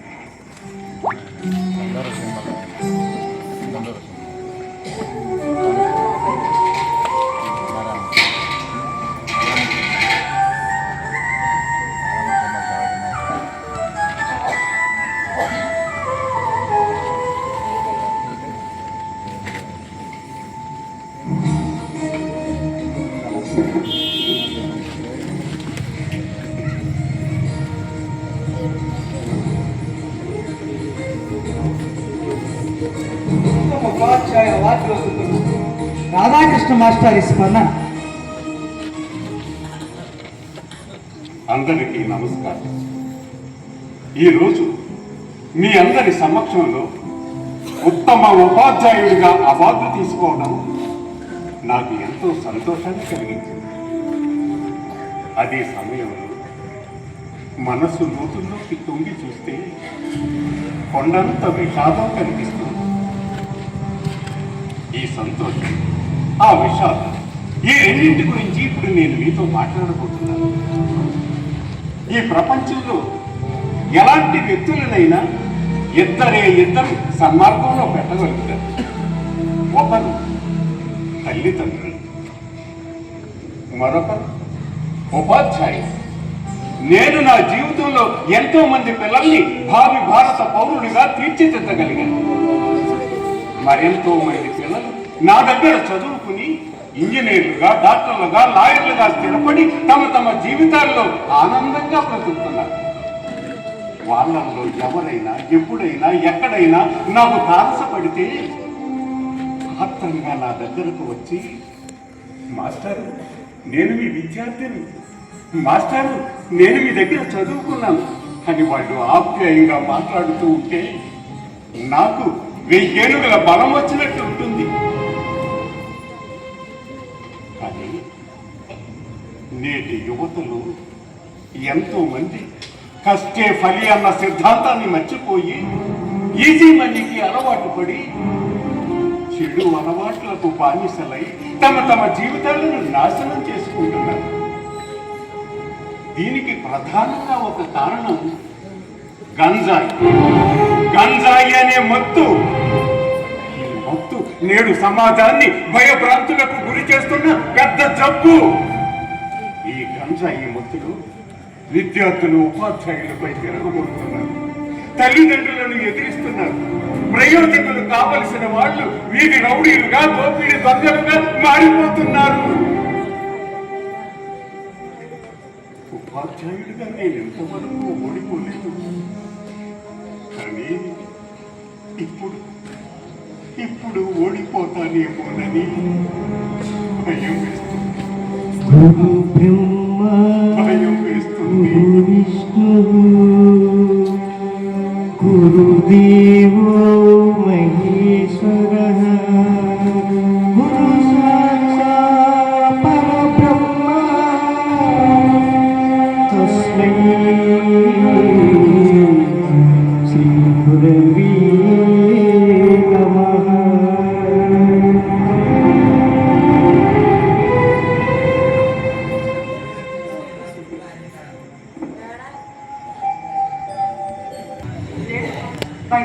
నేను మీతోనే మాట్లాడడానికి వచ్చాను. నా పేరు అఖీరా, నా తమ్ముడి. అసలు నీ కొడుకు ఏం చేస్తున్నాడు? గంజాయి అనే మత్తుతో వ్యాపారం చేస్తున్నాడు, స్కూల్ పిల్లలకి అలవాటు చేస్తున్నాడు, కాలేజీల దగ్గర గ్యాంగులు సృష్టించుకుని వాళ్ళ ద్వారా గంజాయిని విస్తృతంగా సరఫరా చేస్తున్నాడు.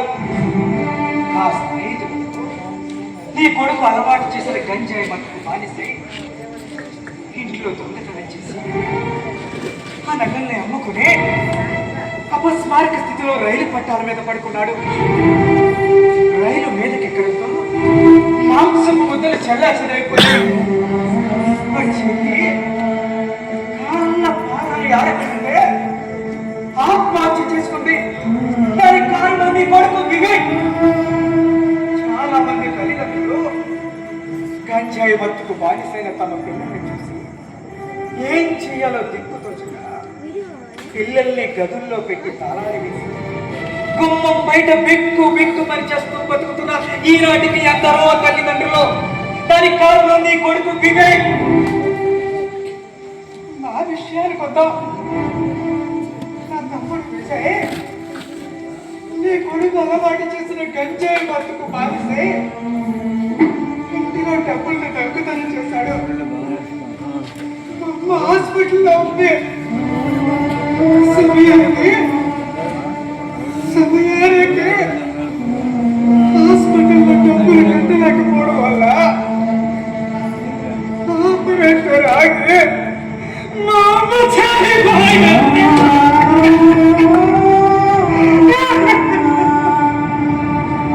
అప్పుడు నా తమ్ముడి విజయ్ మా అమ్మ శవన్ దగ్గరకు వచ్చి, అత్తయ్యా తిండి లేకపోయినా పర్వాలేదు కానీ గంజాయి లేకపోతే నరాలు తోడుకుపోతున్నాయి, అనుభవిస్తున్నాను అన్నయ్య అంటూ బిల్డింగ్ పై నుండి దూకే ఆత్మహత్య కారణం మీ కొడుకు వివేక్. ఇప్పటికే చాలా మంది జీవితాలను నాశనం చేస్తున్న అమన్ శుభం తెలియని ఒక క్రూర మృగం.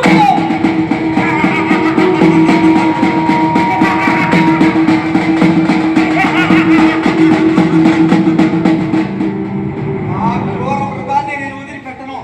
నేను ఆ క్రూర మృగాన్ని వదిలిపెట్టను. వాడు అంత తెలుస్తాను. ఎందరో జీవితాలు నాశనం చేస్తున్నాడు, యువత జీవితాలు నాశనం చేస్తున్నాడు. వాడు ఇదే పెంపకం చేయి.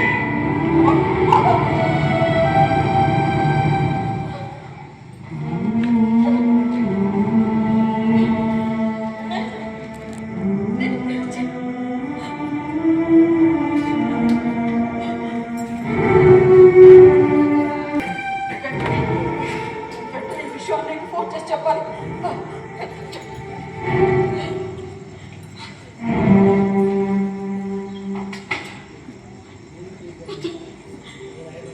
ఈ విషయం నీకు తెలిస్తే తట్టుకున్నాడు. తట్టుకున్నాడు.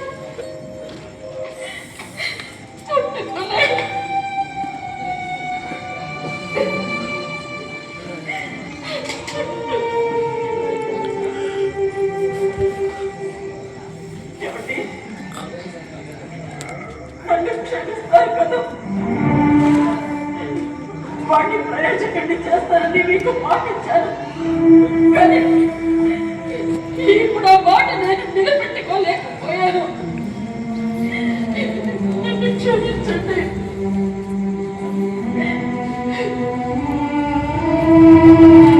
నన్ను క్షమించండి.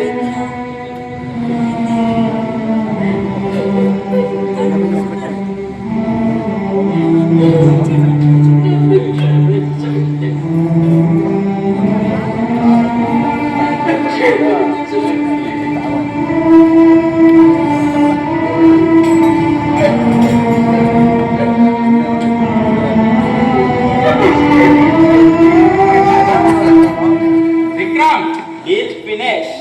కంగారు పడకండి. ఏజెన్సీలో అందరూ మన వాళ్ళే ఉంటారు. అరగంటకు ఒక అంబులెన్స్ వెళుతూనే ఉంటుంది.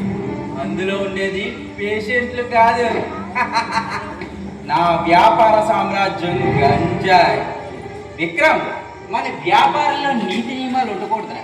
ఉంటే సెంటిమెంటల్ ఫుల్స్ లాగా అక్కడే ఉండిపోతావు, ఎదగలేవు. విక్రమ్, స్టాక్ మార్కెట్ రేంజ్లోనైనా అప్ అండ్ డౌన్ లెవెల్స్ ఉండొచ్చేమో కానీ మన గంజాయి మార్కెట్లో ఒకటే రేంజ్. ఆ రేంజ్ మన వ్యాపార స్థాయిని పెంచుతుంది. స్కూళ్ళ దగ్గర, కాలేజీల దగ్గర, ప్రశాంతమైన కాలనీల దగ్గర మన గ్యాంగ్ ఫ్రెండ్షిప్ పేరుతో ఈ మొత్తును మరింత ముందుకు తీసుకెళ్ళాలి. వాట్? ముఖేష్ గ్యాంగ్ నన్ను చెప్పడానికి చూస్తున్నారా? Don't worry. ఎవడైనా నన్ను టచ్ చేయాలంటే నేనే వన్ టచ్లో తీసుకుంటాను. వాడికదే ఆఖరి ఫోటో అవుతుంది. తెలిసింది, ఇప్పుడే నా చేతిలో తప్పించుకున్నాడు. అందుకే బిజినెస్ డీల్స్ అండ్ సీక్రెట్స్ హ్యాపీగా ఇంట్లోనే మాట్లాడుతున్నా. అసలు నువ్వేం చేస్తున్నావు? బిజినెస్. దాని బిజినెస్ అంటారా ఎవరైనా? నా దృష్టిలో బిజినెస్ అంటారు. ఎదుటి వాళ్ళ జీవితాన్ని నాశనం చేస్తూ బిజినెస్ చేస్తున్నానని చెప్పడం చాలా దుర్మార్గం. అది చాలా తప్పురా. వ్యాపారానికి కావాల్సింది తప్పొప్పులు కాదమ్మా, డబ్బు. డబ్బే ప్రధానం అనుకుంటే అది చాలా తప్పు. డబ్బు లేదే వాళ్ళ జీవితాలు గడవే. అలా అని డబ్బు కోసం ఎంత నీచానికైనా దిగజారిపోతావా? అమ్మా, నేను ఎంచుకున్న గంజాయి వ్యాపారంలో విలువలు, బంధాలు, అనుబంధాలు, ఆప్యాయత అవన్నీ నాకు అనవసరం. అవన్నీ చెప్పుకోవడానికి ఫూలిష్గా ఉంటాయమ్మా. నాకు కావాల్సింది డబ్బు. ఇప్పటికే నువ్వు అలవాటు చేసిన ఆ గంజాయి వల్ల ఎంతో మంది ఆ మత్తు పదార్థాలకి బానిసలైపోయి రోడ్డు మీద పిచ్చెక్కి తిరుగుతున్నారు. ఆ మత్తులో తల్లిదండ్రులు చనిపోయినా సరే కనీసం తలకొరివి పెట్టడానికి కూడా వెళ్ళలేని. అయితే ఏం చేయమంటావు? నన్నేది తలకొరివి పెట్టమంటావా? నా దగ్గర నో సెంటిమెంట్స్. వాళ్ళు ఏడిస్తే నాకేంటి, బాధపడితే నాకేంటి, వాళ్ళు చచ్చిపోతే నాకు సంబంధం ఏంటి? సంబంధం ఉంది. నువ్వు చేస్తున్న వ్యాపారం మనుషుల జీవితాలు. ఇది చాలా తప్పురా. వాళ్ళ ముద్ర తగిన మట్టి కొట్టుకుపోతావు. అమ్మా అమ్మా అమ్మా, మట్టి కొనాలన్నా, మనిషి చచ్చాక మట్టిలో మనిషిని పూడ్చాలన్నా కావాల్సింది డబ్బు. అక్కడ కన్నీళ్లకు నో వాల్యూ. అంతెందుకు, గొప్ప కార్గిల్ యుద్ధ సైనికుడు నా తండ్రి, చెప్పుకోవడానికి చాలా బాగుంది. కానీ ఏ సంపాదించాడు? ఏం సంపాదించారా? యుద్ధంలో తూటాలు దూసుకొస్తున్నా సరే రక్తం చిమ్ముకుంటూ దేశం కోసం ప్రాణాలు అర్పించిన గొప్ప వీరుడు. కోట్లాది భారతీయులంతా ఆ జాతీయ జెండాకి సెల్యూట్ చేస్తుంటే ఆ జాతీయ జెండా మాత్రం మీ నాన్నగారు చేసిన సేవలను గుర్తించి హక్కును చేర్చుకొని హత్తుకునే గౌరవాన్ని సంపాదించారు. ఇప్పటికే నీ వల్ల చాలా కుటుంబాలు నాశనం అయిపోతున్నాయి.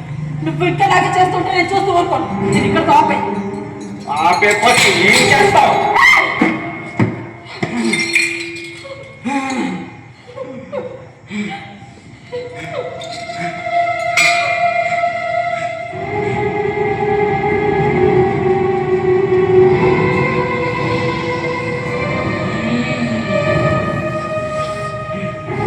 నువ్వు ఇలా చేస్తుంటే నేను చూస్తూ ఊరుకోను. వివే, నిన్ను ఇప్పటికే పోలీసులకు పట్టిస్తాను.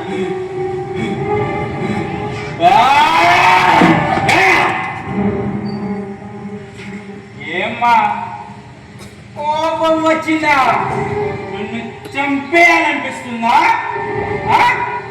నువ్వు నన్ను చంపలేవమ్మా. ఎందుకంటే ఈ చేతులతోనే లాలి లాలి అంటూ పెంచావు. చందమామ రావే జాబిల్లి రావే అంటూ గోరు ముద్దలు తెరిపించావు. నువ్వు నన్ను చంపాలంటే కన్న ప్రేమ వస్తుందమ్మా నీకు. నువ్వు నన్ను చంపలేవమ్మా, చంపలేవు. నువ్వు వెళ్తున్న దారి సరైనది కాదు, దీన్ని ఇక్కడ ఆపే. బెదిరిస్తున్నావా? హెచ్చరిస్తున్నా. నువ్వు ఇలాగే చేస్తే నేనే స్వయంగా నిన్ను పోలీసులకు అప్పగిస్తాను.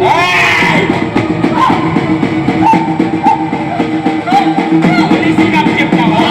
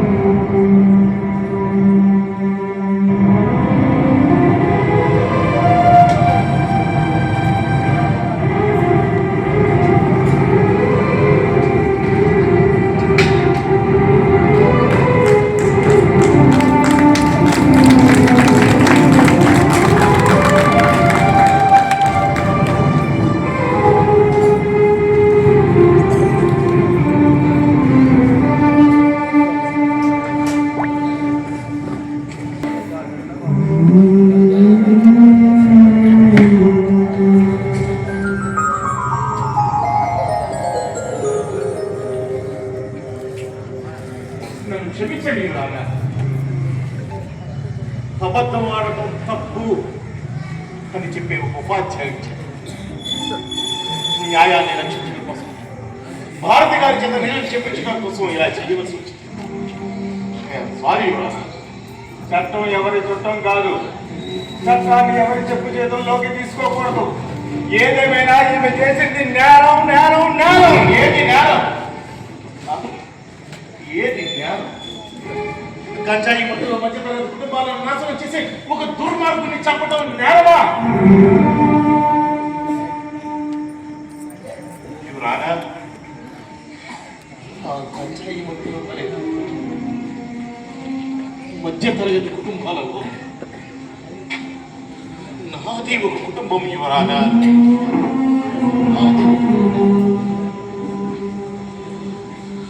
భారతి గారి ఇంటికి వచ్చిన అభిరామం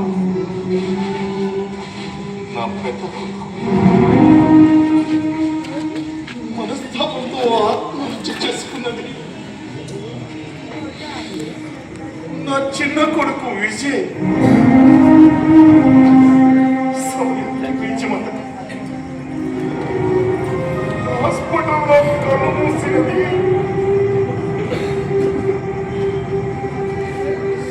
నా భార్య యువరానా, నా భార్య.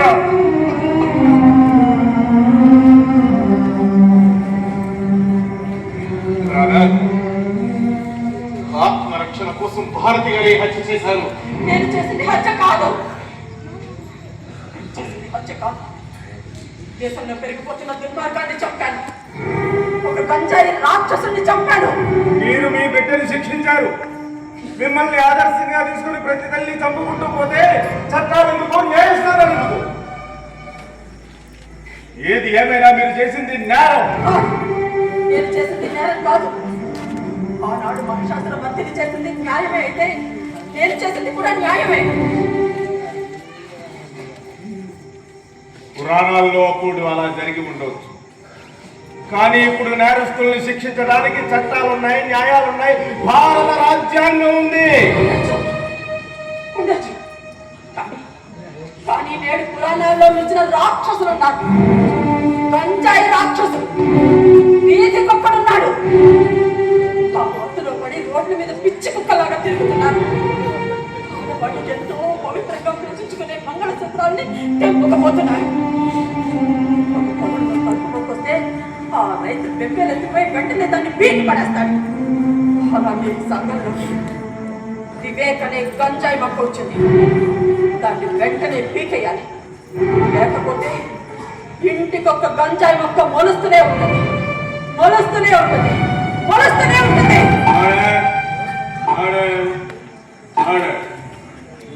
పిపి రామకృష్ణ చౌదరి గారు భారతి గారి చట్టాన్ని గౌరవించారు కనుకే తన కొడుకును న్యాయస్థానానికి అప్పచెప్పడానికి ప్రయత్నించారు.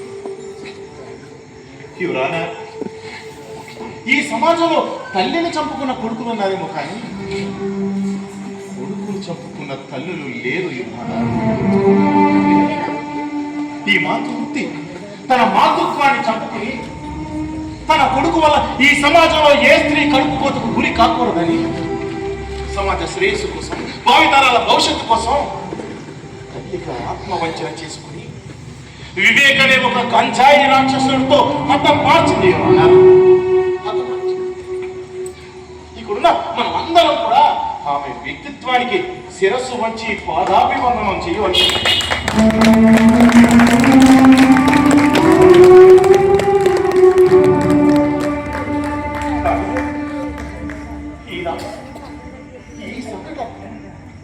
ఈ చట్టాల పరిధి నుంచి బయటికి వచ్చి కోర్టు వాడిని సమనీయంగా వేడుకుంటున్నాను. That's all, Your Honor. That's all.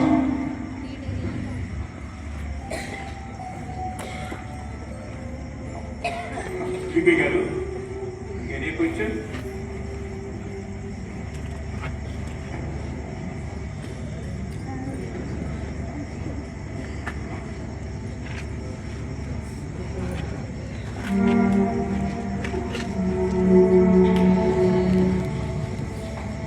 Radhakrishna గారు, ఇక మీరు వెళ్ళవచ్చు.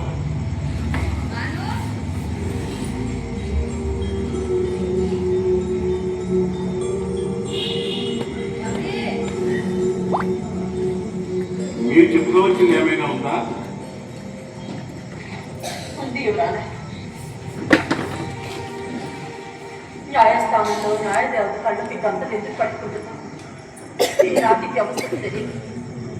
ఆమె కళ్ళు గుడ్డిదని అందరూ ప్రజలు అంటుంటూ ఉంటారు. కానీ నిజానికి కూడా ఈ పవిత్ర న్యాయస్థాన ఆలయంలో న్యాయం కోసం వాదోపవాదాలు జరుగుతున్నప్పుడు పేదవారినైనా గొప్పవారినైనా సమదృష్టితో చూడాలని, రెండు చెవులతో విని మనోనేత్రంతో పరిశీలించి చేతిలో ఉన్న డోలకు న్యాయం వైపే మొక్కాలని, అన్యాయం అంతం కావాలని, చివరికి న్యాయానికి విజయం దక్కాలని కోరుకుంటుంది. యువరాజా, మన ప్రపంచంలో న్యాయదేవత ఎడమ చేతిలో కత్తి ఉంటుంది. అది అధికార దర్పానికి ప్రతీకగా ఉంటుంది. మన దేశంలో న్యాయదేవత మన చేతిలో బాబాసాహెబ్ అంబేద్కర్ రాసిన భారత రాజ్యాంగం ఉంటుంది. న్యాయదేవత కాళ్ళ కింద అన్యాయం అనే విషనాగులు విషాన్ని చిమ్ముతూ సభ్య సమాజాన్ని నాశనం చేస్తుంటే, ముఖ్యంగా యువతని నిర్వీర్యం చేస్తుంటే న్యాయదేవత చూస్తూ ఊరుకోండి. ఎవరైనా చూస్తూ ఊరుకోండి.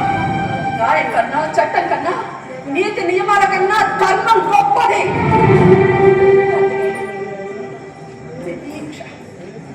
అన్ని సహనం, ఆఖరి ఆ సహనమే సహనాన్ని కోల్పోతుంది. ఈ కాలం ఉపేక్షిస్తూ కూర్చుంటే అన్యాయం రాజ్యం వెళ్తూ ఇదంతా మొత్తం గంజాయి లోకమైపోతుంది. ఇక ఊరుకోకూడదు.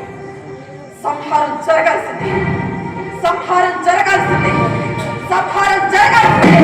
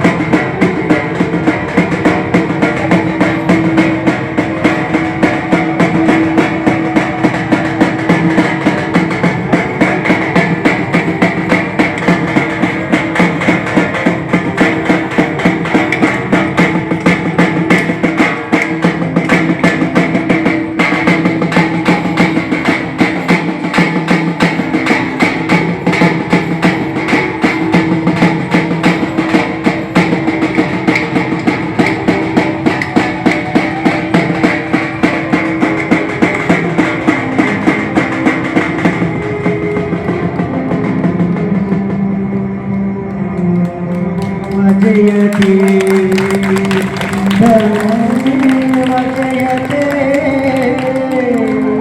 ధర్మమేవ జయతే. తితిక్ష